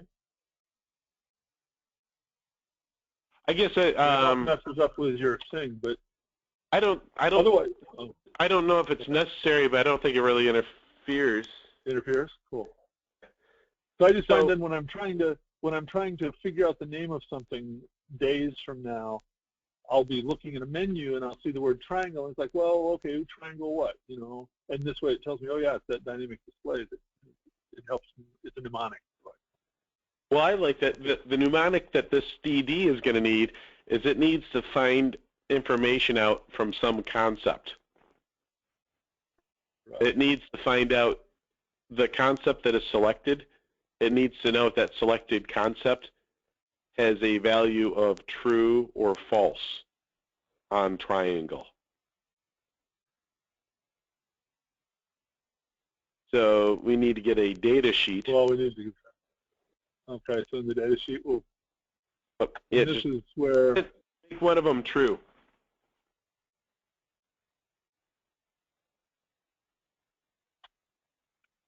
Well, I want to make the other ones false. I'm going to make it real simple. If it contains the word, if it contains anything, it's a triangle, and if it contains nothing, it's not. That way, we don't have to remember which value, because I can never remember if it's a true or a yes or whatever. Okay, and now I'm scan category, scan sex, scan category, scan size. So one of these in here, nothing says triangle, so I've mislabeled something. We're starting off the concept scan category tag. We're going to put in other binary things in here at some point, but we could start off. So we need a data sheet on this page. We need to drag the data sheet called concepts onto this.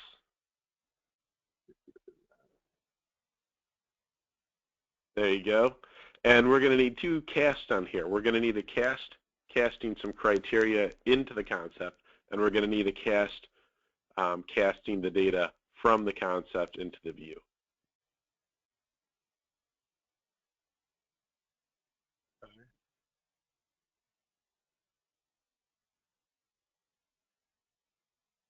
And you can go, which one you want to, all right, you got to start where.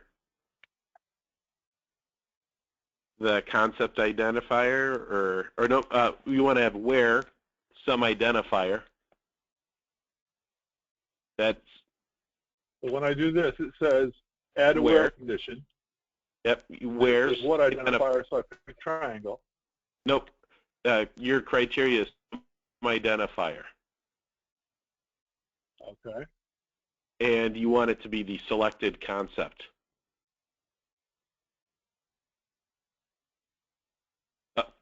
No, cancel. Cancel. We put a clipboard value. We need a clipboard. Drag that clipboard. There you go. Send data. Selected. Scan that selected. Click OK. Now drag from get concepts into that other cast. Send the triangle information of the selected concept into the cast. Just click triangle again. Move your mouse up, click triangle, there you go. Okay. And then drag that into the view. And put triangle again, just when in doubt, repeat. So it's easy to follow the logic. Now set the rule. If it is equal to true, I can never remember. Yeah, so is not empty or is empty. And then later on we can make it more precise. I did that backwards. Is empty. It is not empty. Cool. Now drag this category control we've made onto our concept master. Later on, you'll notice that you can just put this, you can have a master on top of a master. In fact, you can do that now if you want. There you go. That's easier to see right beside it, but I know what you mean.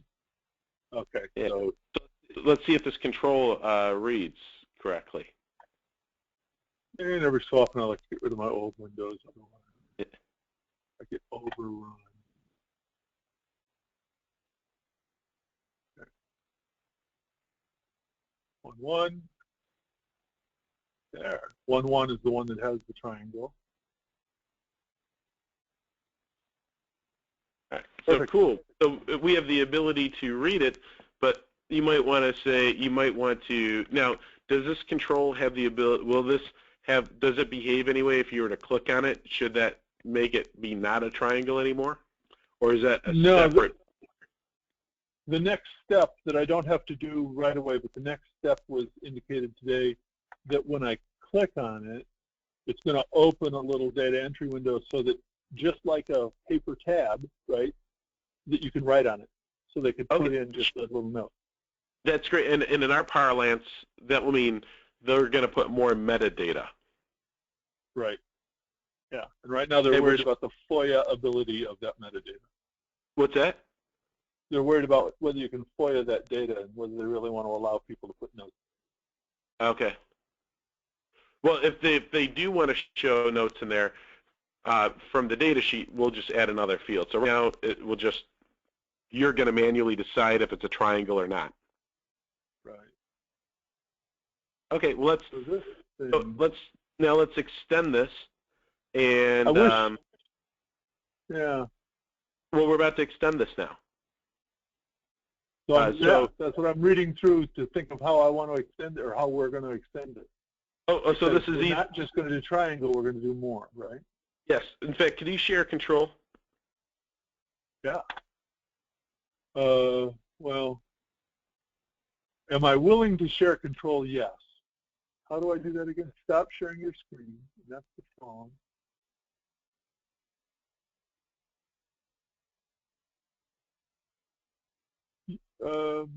You're the one that takes it back, right? You gave me control. Request control somehow? I'm viewing this the other day. I don't know. Okay, down here, it's me presenting. Tells me that. Oh wait, I think I can request. I'm going to request a keyboard. There you go. Yeah, you and I give Control F to request. Okay. So we have a model. We like this.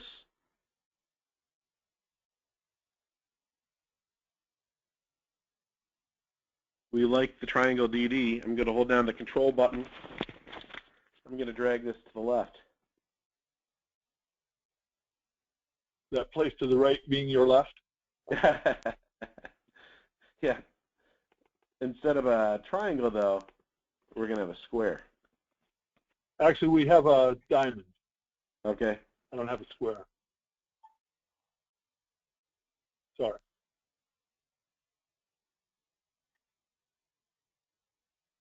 They've not moved up to squares yet. Well, that was me because the whole thing is square. I didn't think a square within a square. I thought that might confuse me and other people. Okay. So that's decided I better. Since it is physically a square, I decided not to use a square. That'd be too redundant, I guess. Oops. Can I get rid of here on my screen? I need to grab there. I just need to get rid of that on my screen. So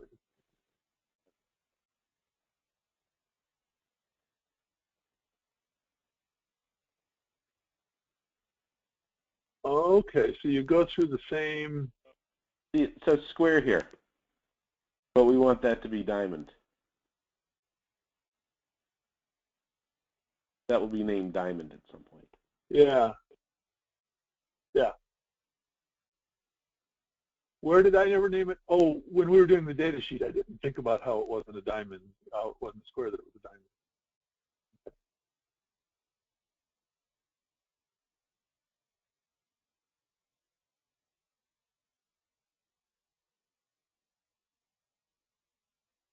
That was my fault. Thanks, because if we perpetuated that, I would eventually get. Well, and that's the whole part with when you move, as you do these four things, as you jump between them, you're going to be continuously challenged. Your naming will always be challenged. So flag empty is just consistent. Flag, yeah. And then the other one is diamond on is flag diamond. And at some point, I'll rename those to tab diamond stuff because I want to get rid of flag. That's not as important. You don't want to use the same one, right? No. And we're going to have logic. We're going to have a behavior pretty soon, but behavior can be independent of this control. It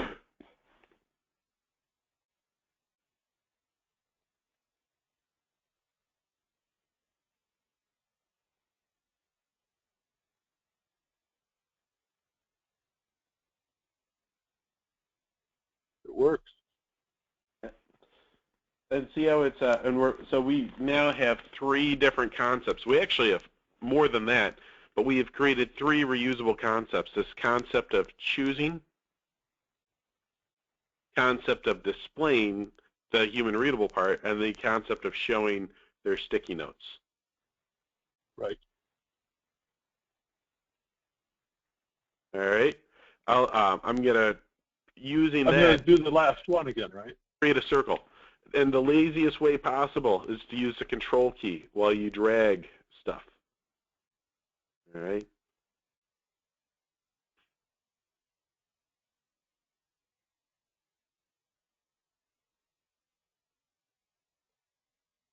Now here, make sure you select it all the way up to that diamond DD.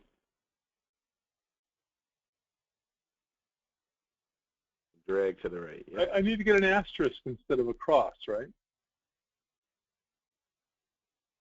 You need to get an asterisk instead of a cross. No, just a cross. Okay.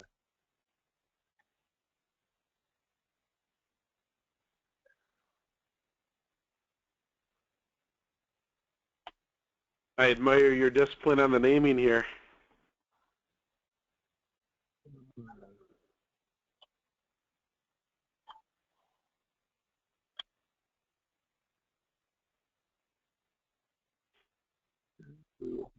Oh, and then make sure your dynamic display is called Circle DD as well. Okay.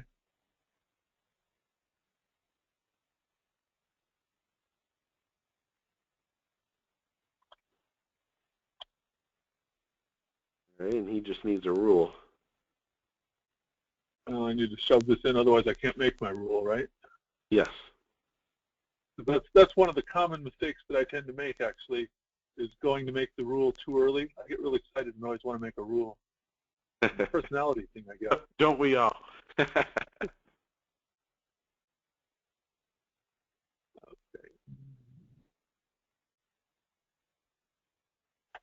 And Cool, and remember the that rule is pre-made because the more consistent you are, the easier this tool is. Cool. Let's go add some demo data. Make something a circle. thought we did that when we were in the. Oh no, we didn't. So 4 is the empty one, and the others will walk through the values. And since everything refreshes, on the click, this is nice. I didn't really need to. You don't have to refresh the page, yeah. Oh, okay.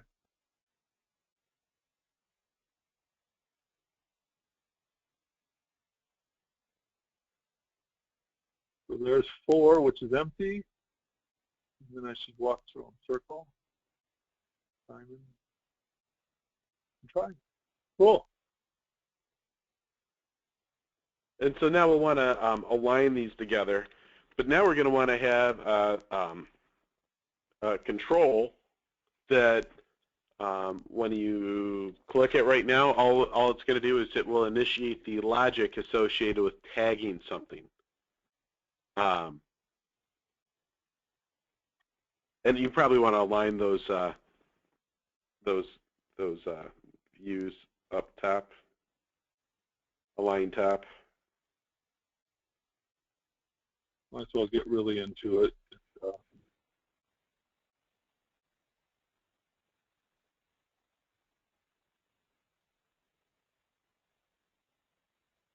Oh, that distribution stuff? Yeah, I guess there. I'll align them top, whatever that's worth. Okay. That's good. All right, so now we need to, it's not clear to us what we'll call this behavior, but we understand the logic, but it's not quite clear to us how this will be called, which is fine. It is clear to me. Oh, it's clear to you when it will, how they'll tag this? Yes. What behavior will they do to tag it? They will click on that same icon in an interface above the thumbnail that has these able to display. Cool. So there's a control that if you click it, it will tag whatever the selected concept is as being a triangle or a whatever. Yeah, that's what we need. That's what we need to build. Okay, so that's great. Well, let's create another master.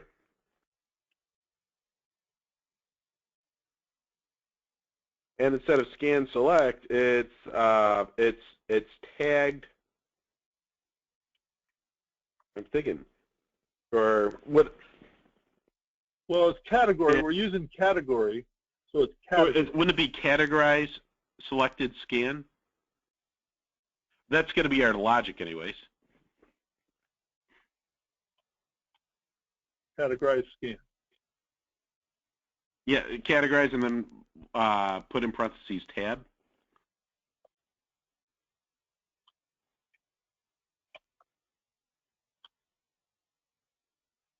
So let's focus on the first one. Just make a text box or a text, not text box, text that says demo.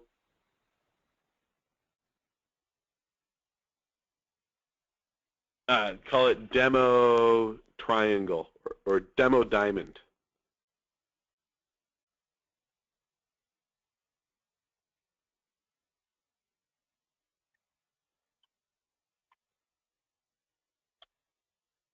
All right, cool. And have it that logic, we're going to rename it. See that logic where it says select next scan? Select next scan. Yeah, in fact, can I grab your control for a second? Go for it.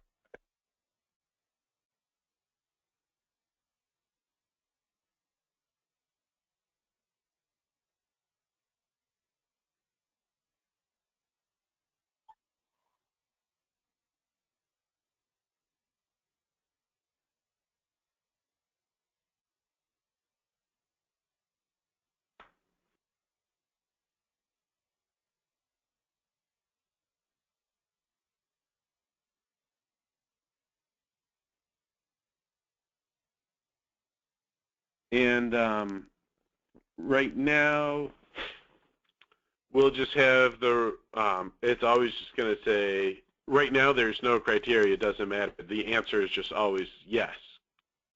Categorize the current thing as a diamond. Later on, we might put in some other rules. We might say categorize, forget everything else. Just categorize, right? Okay. Later on, we might extend it so it's just categorize this scan, and it would go through diamond and circle and triangle, or we'll always keep those as separate decisions. We'll want to keep these as separate objects. Okay. We can make the user, we can show them different, but in terms of maintaining it, we want to keep these objects separate. Okay. Yeah, another way, my question was whether I would copy the entire decision and change it for the others, or whether I would add the same decision, and you answered that. Okay. I'm thinking there will be 3 different decisions. Yep.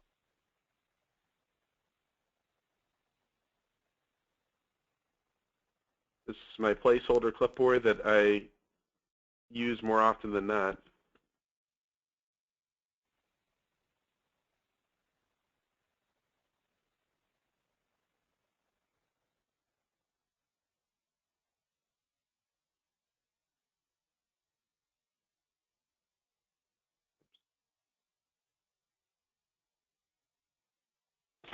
Sorry to do this. All right, let me. Yeah, you have no vision problems if you want to go on 25%. Yeah.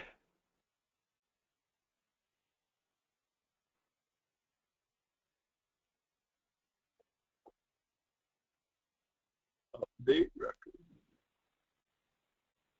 Oh, I see, because at some point when the user does this, we've got to stick in that value.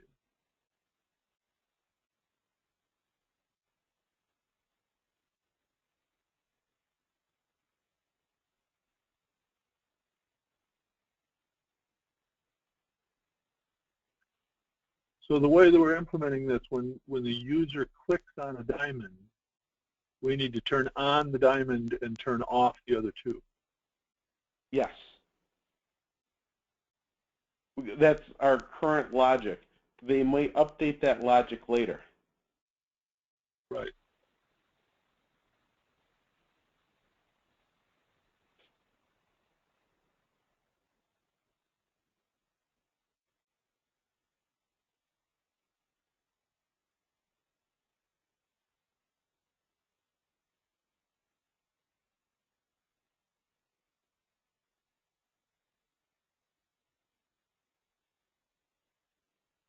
A little latency there.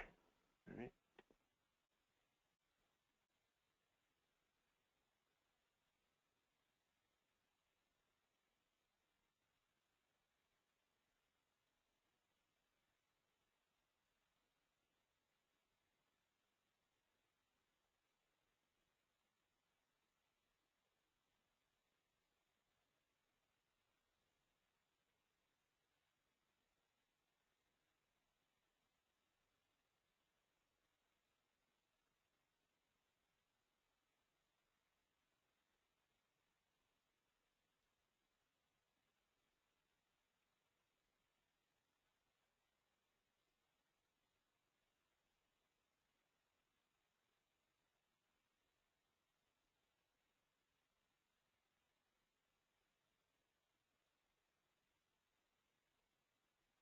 And this is where it's good that we put in that so it's true.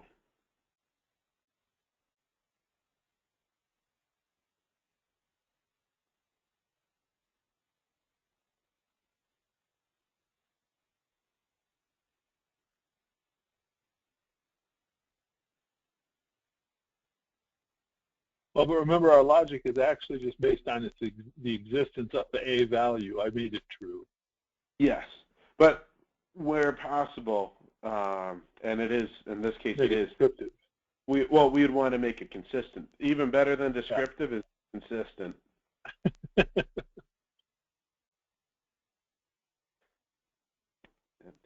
There's some real philosophy behind that. Yeah, I've learned that the hard way.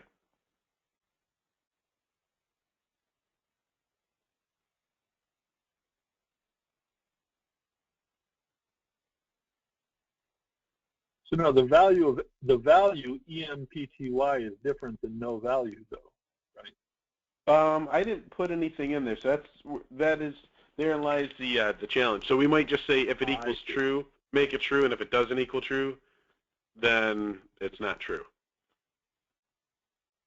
Okay, I'm with you. I just wanted to make sure I was following this. Yeah, this part's where it's let's see, scan, apply, categorize, scan.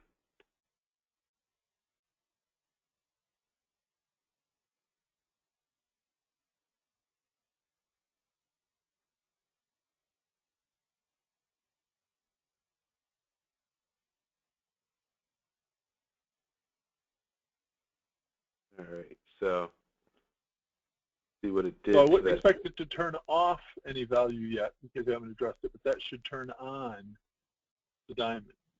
Oh, you know why? Because the default is go back.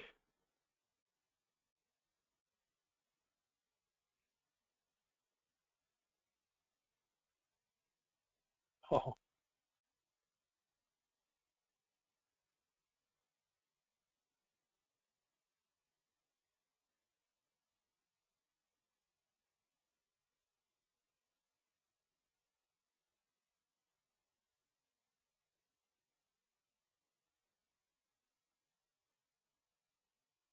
All right.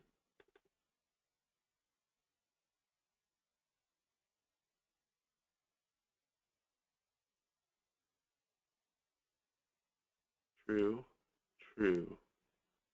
We'll update some identifier.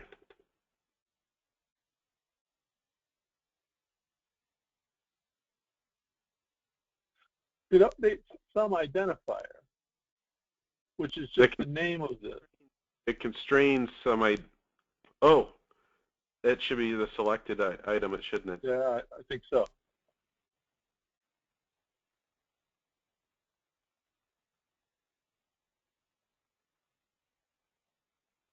There we go.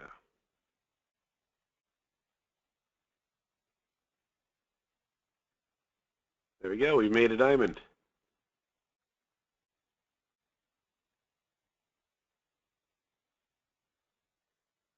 Now when you click on it on 1.3, on 1.3, it makes 1.3 a diamond. Yep, we've made everything a diamond. Our data, yeah, so we can make anything a diamond now. Yep, now we like this, but we really wish we could make other shapes. So one of the neat things, since we kind of roughly have this approximately correct, let's just replicate this logic. Let's make categorize scan as a circle, and I'll let you do the. I'm going to show you how I'm going to copy it. Oh, are you okay? I'll let you do it. And then change the yes to yes make circle. Yep.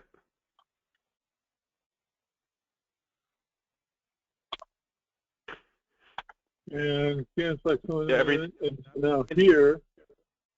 Yep. And you can just disconnect your constants if you want. Yeah. So I'm going to make it a circle. This one's wrong. Yep. This one's true. Okay.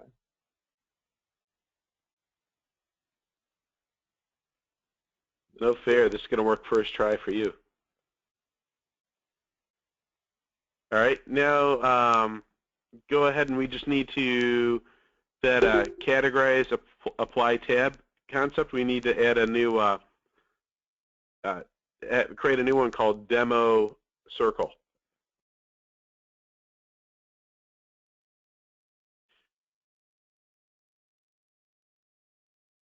Over here.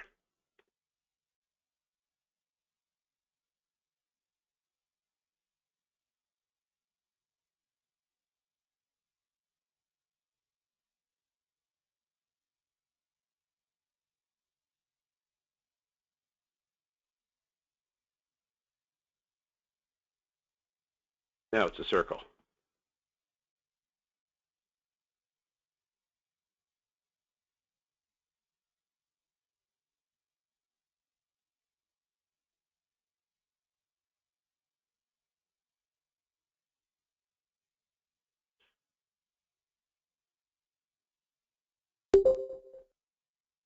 I'm back. All right. My phone. I'll let you take over. I was like, I was still here, and I was just having fun. I was like, I'll just finish out the rest of this one. So I did the circle. I connected the circle. I haven't created the style for that one.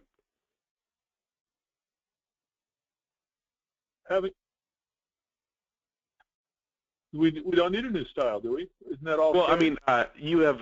Well, you can take a look on the page. There's a difference between how both the behaviors there. See, if you click circle, circle will work.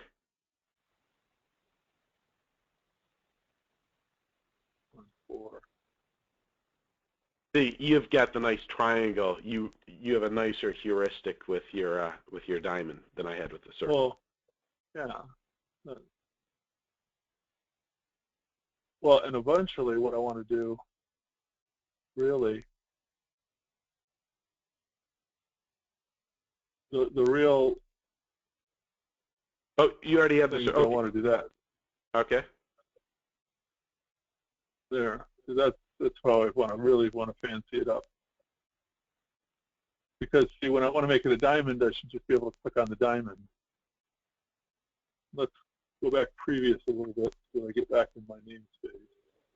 And I say, okay, I want to make 1-3 a circle. And it does. And 2 is the diamond. 3, I just made a circle. And I'll change that to a diamond. And if someone wants to add more information, you can continue to do that. You just keep on adding, more fields to the data sheet. So, yeah, because this is actually the user interface. I'm just gonna have them click on the icon. Oh, sec. That must be moving. All right. Go get them.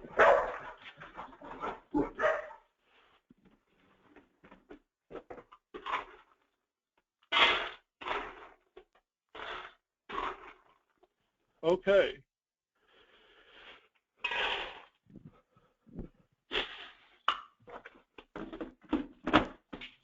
So I have this.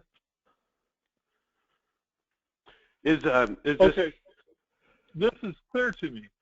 The next good. logical step, and really the last thing, because I got to leave by like 6:30. Do you still have time for a few minutes more? Yeah, sure do. So the next logical thing is when let me show you so this is where I am. No, that's the wrong page. This is where I am. So we've just shown how I'm going to implement this. Mm-hmm. And see, when I click on one of these, it adds it to that. Yes. But now this is currently the film strip. This is the one that gets loaded up, and I'm wondering, the real first question is, should I just make this by hand? Because I'm going to have like these 21. Should I just make this, forget about loading this, and just put the masters in by hand so that I have, first, second, third, fourth by hand? To simplify it? No, I would recommend just using it the way this is a nicer concept selector. Okay. So I'd use this as is. So I'm going to put the same thing in a different size. This is obviously going to be the big size of the icon. Sean, you just need the small. You need to add one more thing to your behavior though. Okay, what's that? Let me zoom in right here.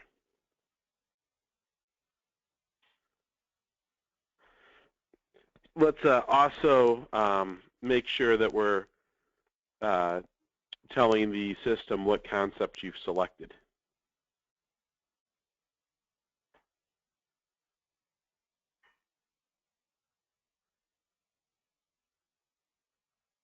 Well, yeah, in fact, some identifier, in our renaming, some identifier got put in for all these. I don't even care about passing some identifier here, do I? No, it's you really, that doesn't mean much to you. No. What you really care about is the selected concept.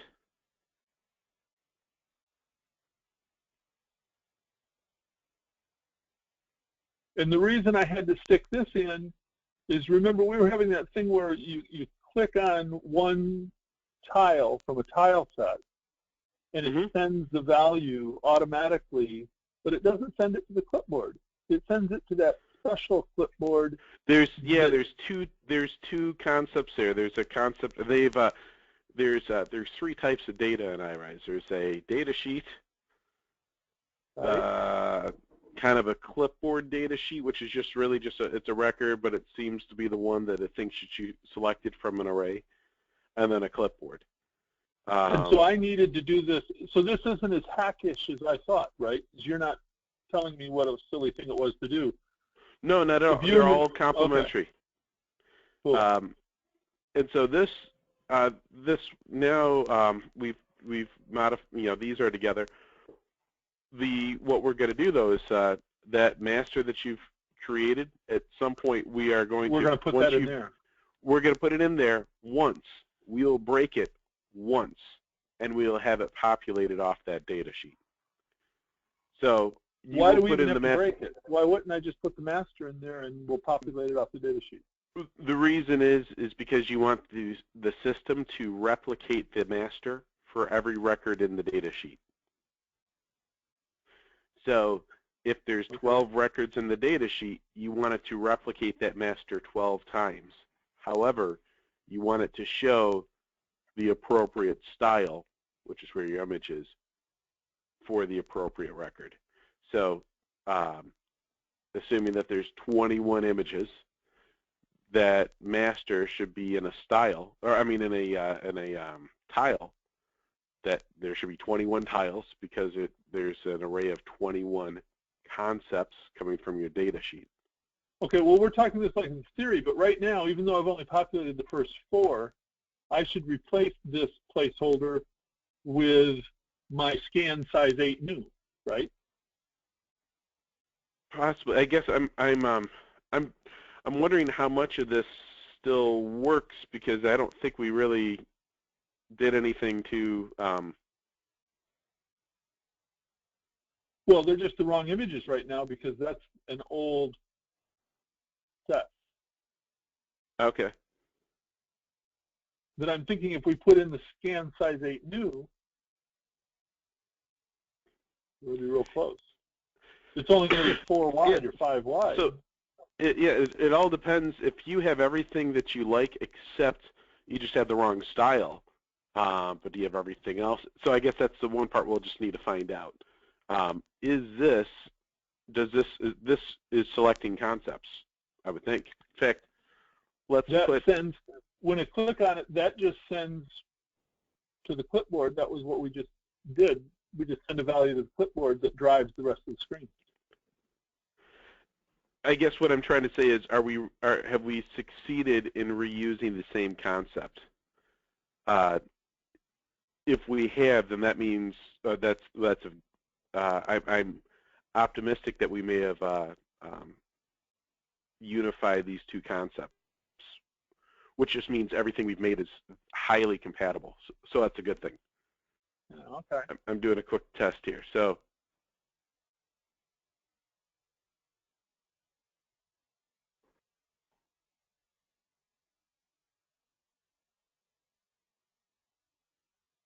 Yeah. One wide. All right. Yeah. So this film strip is compatible. It just has the wrong styles. Right. Which is to say the wrong images. For the wrong image. The wrong visual. Yep. Okay. Yeah. That's what I thought. Given that. So all we've got to do for this to be a working demo is put the behavior on the triangle, diamond, and circle so that it applies to the big image. Which we can do that right now off of what you've already created. Well, in fact, before we go, you need to finish off. You need to make you've got a circle. We need to create logic for a square.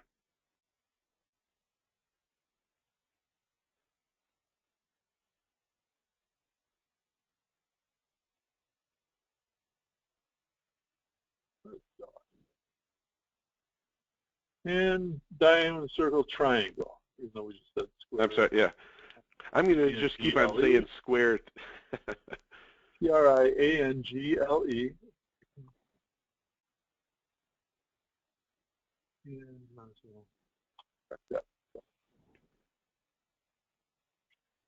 Okay.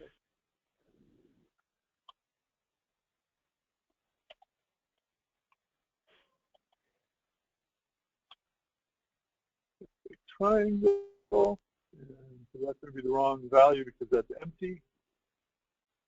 And I'll steal it from over here. Now this is visual when I can just identify the one that I want to be true and then visually read. This has got to have you increase your confidence that this will work too. Now you yeah, need to, it really seems like it just kind of works there. So then I don't need to change anything here. That's all. Yeah, the scan, the categorized scan one's what you want to modify. Go up one chapter. Right here. That's the one. Okay. I knew I was looking for. Okay, so then.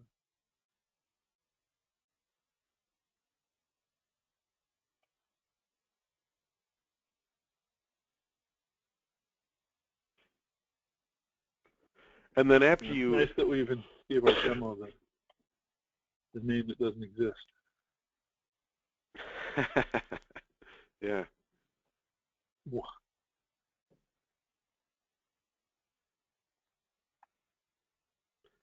And you need to attach your logic. Down. Yeah, you can do it that way, yeah. My line straight. And just hit edit destination. Yeah.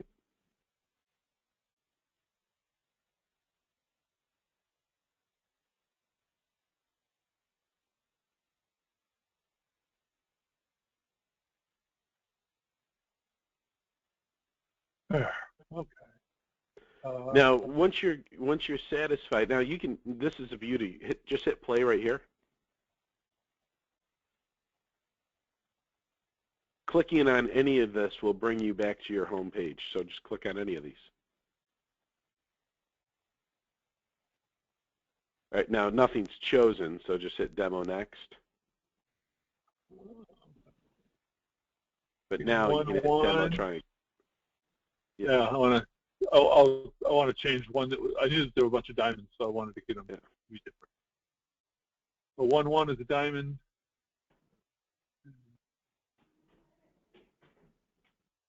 1-2 is a triangle. 1-3 is a circle. 1-4, we don't have a blank yet.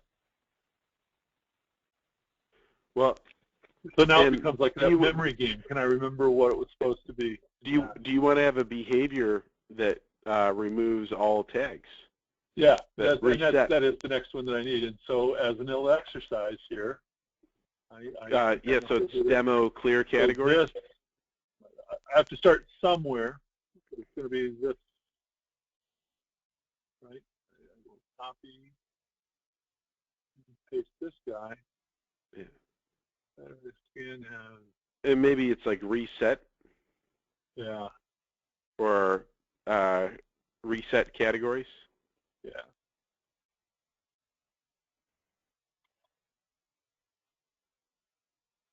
And then question mark, and then it just clears everything. It would be plural, right? Categories. There's only one category. You can only have one category. Well, whatever you. Okay. Well, I guess whatever you click. Whatever you click will clear everything. It will be clear, whatever it is.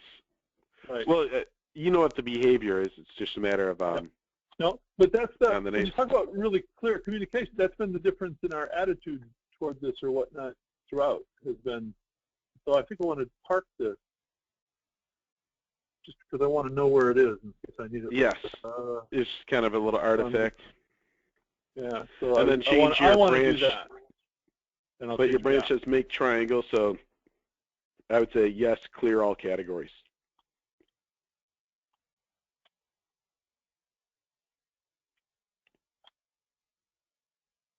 There, empty, empty, empty. Yep. And then you'll so want to then have some over sort of... in my apply the tab. Yeah. Need to make a little space.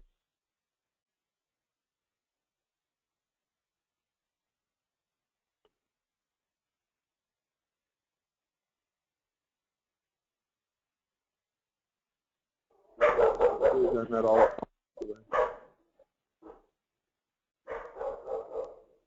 There we go.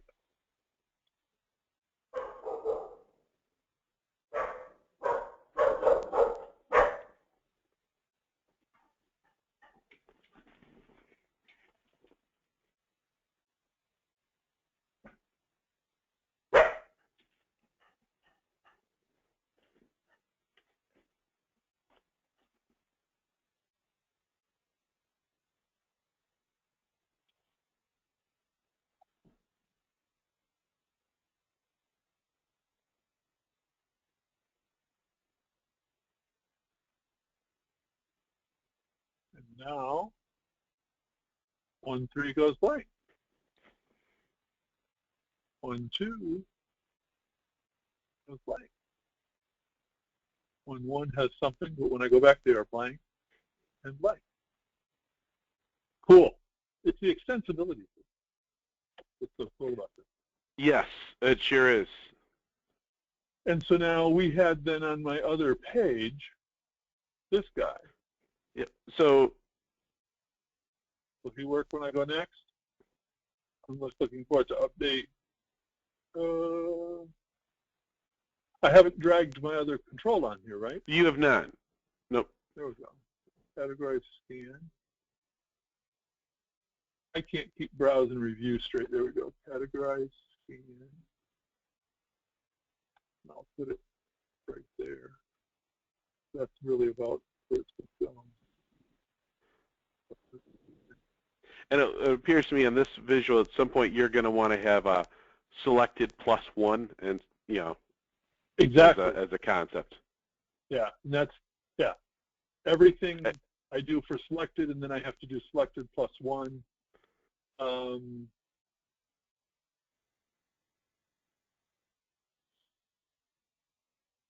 I should just be pressed.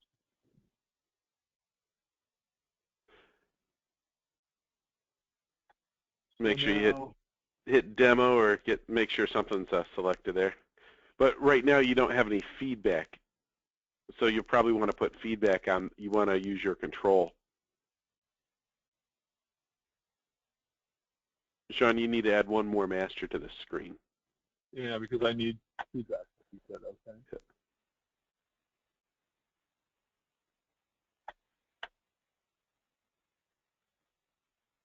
That's not the guy. And category. See, these names, they make.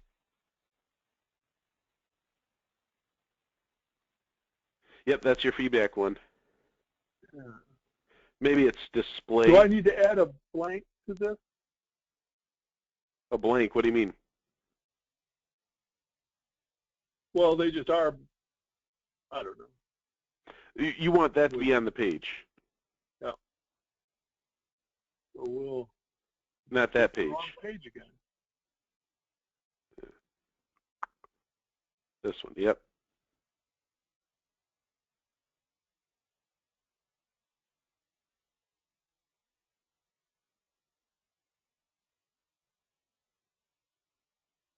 There you go. So that one will work.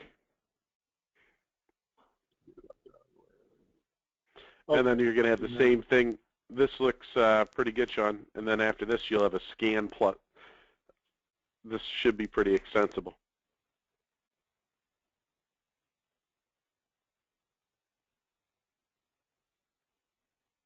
One has a diamond. 1-2 is blank, but I can add. Oh, over here. You can add a circle. Oh, you'll want to. You'll want your logic to take you to whatever the desired screen is. It's going to be like that. And yeah, and so then my other, not question, but just to think aloud here. When I'm here, you can get rid of that navigator. That's redundant. I would just That was there just to confirm that we were able to reuse it. You should be using the navigation on the bottom. Yeah, I'll get rid of it. And it's going to be real extensible when I think about it, because I'm trying to think real fast here, that when I click on circle, it's going to put a circle here, and I'm also going to need to put a circle down on this list here. That works. The addresses down here still. Yep. So do you want to add that capability down there? Yeah. Do that now. Yeah, and I think that's the last. Yeah, I would. Okay. All right. So let's go to your film strip in the studio. All right, and let's go ahead. It would be preferable if this film strip could be its own master. So I would let me grab control here. This is all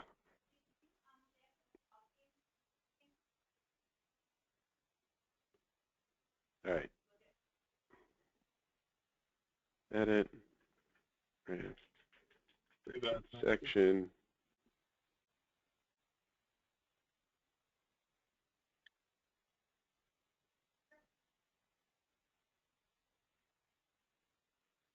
And then we'll make 2 versions of this one. We'll just confirm that this works.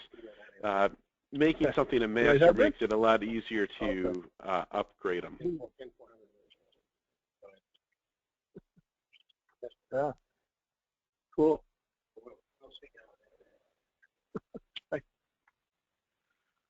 I was just being shown the next design.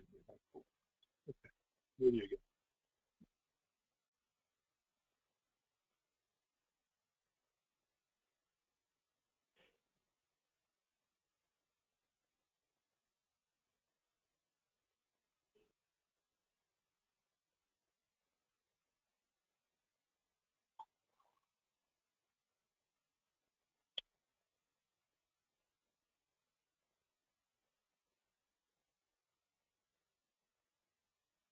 So we've got one that's approximately right, but we're going to make something that's more right. Yeah. Well, right now it doesn't have the master in it. Isn't that the first big concept we need to change? That's true. We would like it views to be our master. We do. We want the appropriate. Right there. Yeah. So we would like view 1. And right now that's not even a master. That was a. Well, this is okay. This does not need to be a master. Oh, okay. So I'm going to just by hand redo it here, which is no problem. By hand, yeah. Each one of these. In fact, if we could, this should be.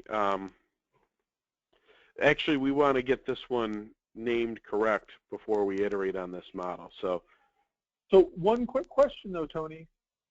You're always big on do it once in a master and do it. Why aren't we dragging the master that we've created in there? Because it's going to have all the views, right? Because you've not actually completed. So we would have done that if that other master were completed. We've got a bunch of impartial. So can you? But tomorrow, when I complete the master, it'll complete it here anyway, right? Well, there's one step that we need to have. If you could get that other master complete, then this would be a much easier exercise. Right, and I can do that tomorrow. I just can't do that in the next 10 minutes. I don't have the graphics right and stuff to. Okay. Well, so then we'll do those tomorrow, and then just know that just how you have data coming here that are driving rules, say, where you have some identifier driving whether you see something or not. Right. You're also going to have metadata triangle, metadata square. And I'm going to run each of those individually down there. Mm-hmm. Okay, so I guess I've never overloaded a dynamic display having multiple variables going to drive it. See what I mean? I'm not pushing back on it. You're going to have 2 different concepts in the same visual plane. Right. You're going to have the concept of data and the concept of metadata in the same visual plane. Right, and that's my question. And you're saying they'll just coexist, and I won't have a problem. And correct. And I'm fine with that. I've just never coexisted them before. In fact, I think sometimes I've probably stepped on my toe trying to put things in one variable because I kind of think in terms of, but I need one variable to drive a set of views. You know, instead of thinking of it as, I can have multiple variables drive that set of views. I think you have a more traditional way of thinking. But from a maintainable way, so combining all those things and saying, all right, I'm going to have one really important variable that's going to make a ton of different views. Isn't that so wonderful? It's not, and that's what I would call a leaky abstraction layer. That's where you have apples and oranges, and you're calling it an orangeal or something like that, and now you have neither. Now you've really kind of muddied it up. Whereas this one is you have one concept of I see some arbitrary scan, and another concept of data about that arbitrary scan. But they're two separate concepts that are related. This is the part that I never knew. That see, when I just drag, it's going to let me drag a second. Like, see, I'm using some identifier that lets me drag a second thing down. Metadata circle. And then it makes it so I can't see them anymore. There are two things that you have going on here. You have a form element, which is called metadata.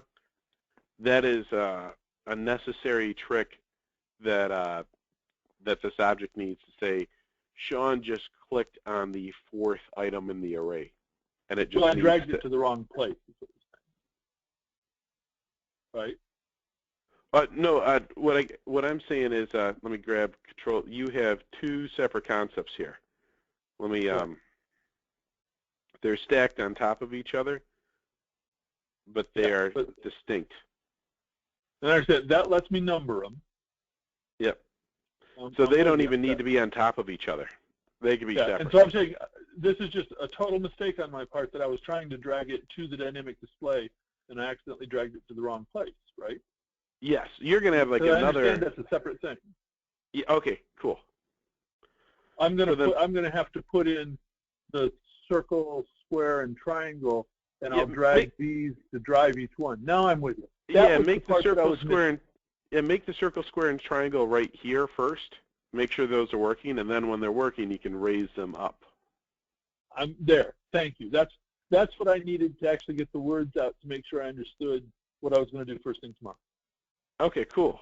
Because I was thinking in terms of, I've got to drive the view, and no, I need to drive these other sets of views, which are the circle, square, and triangle.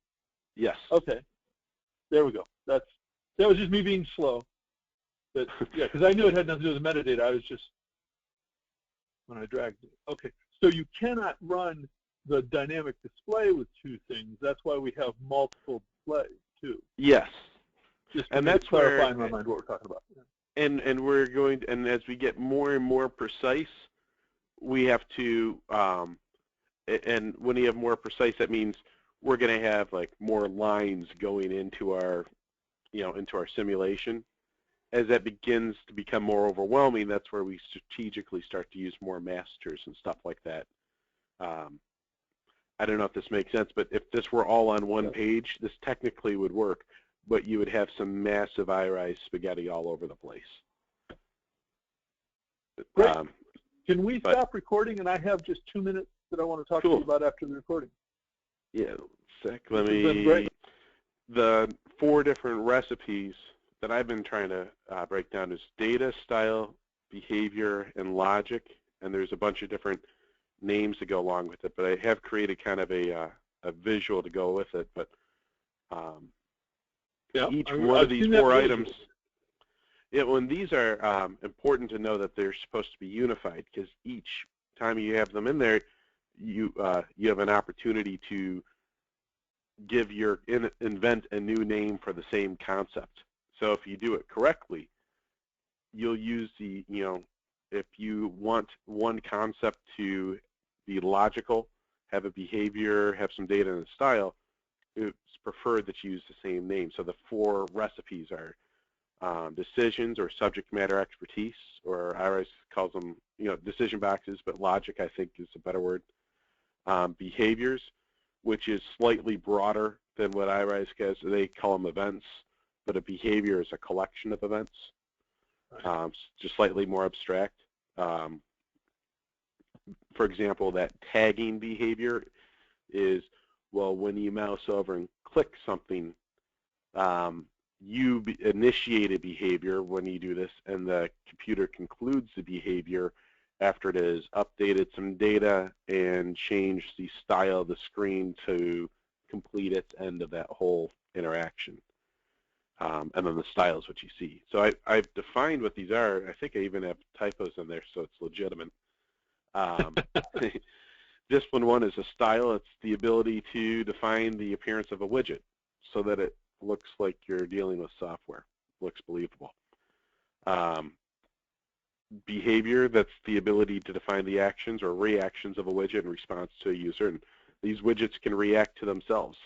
As we showed with those masters, they all happen to look at this common concept from the data sheet, and they, in a way, reacted to each other.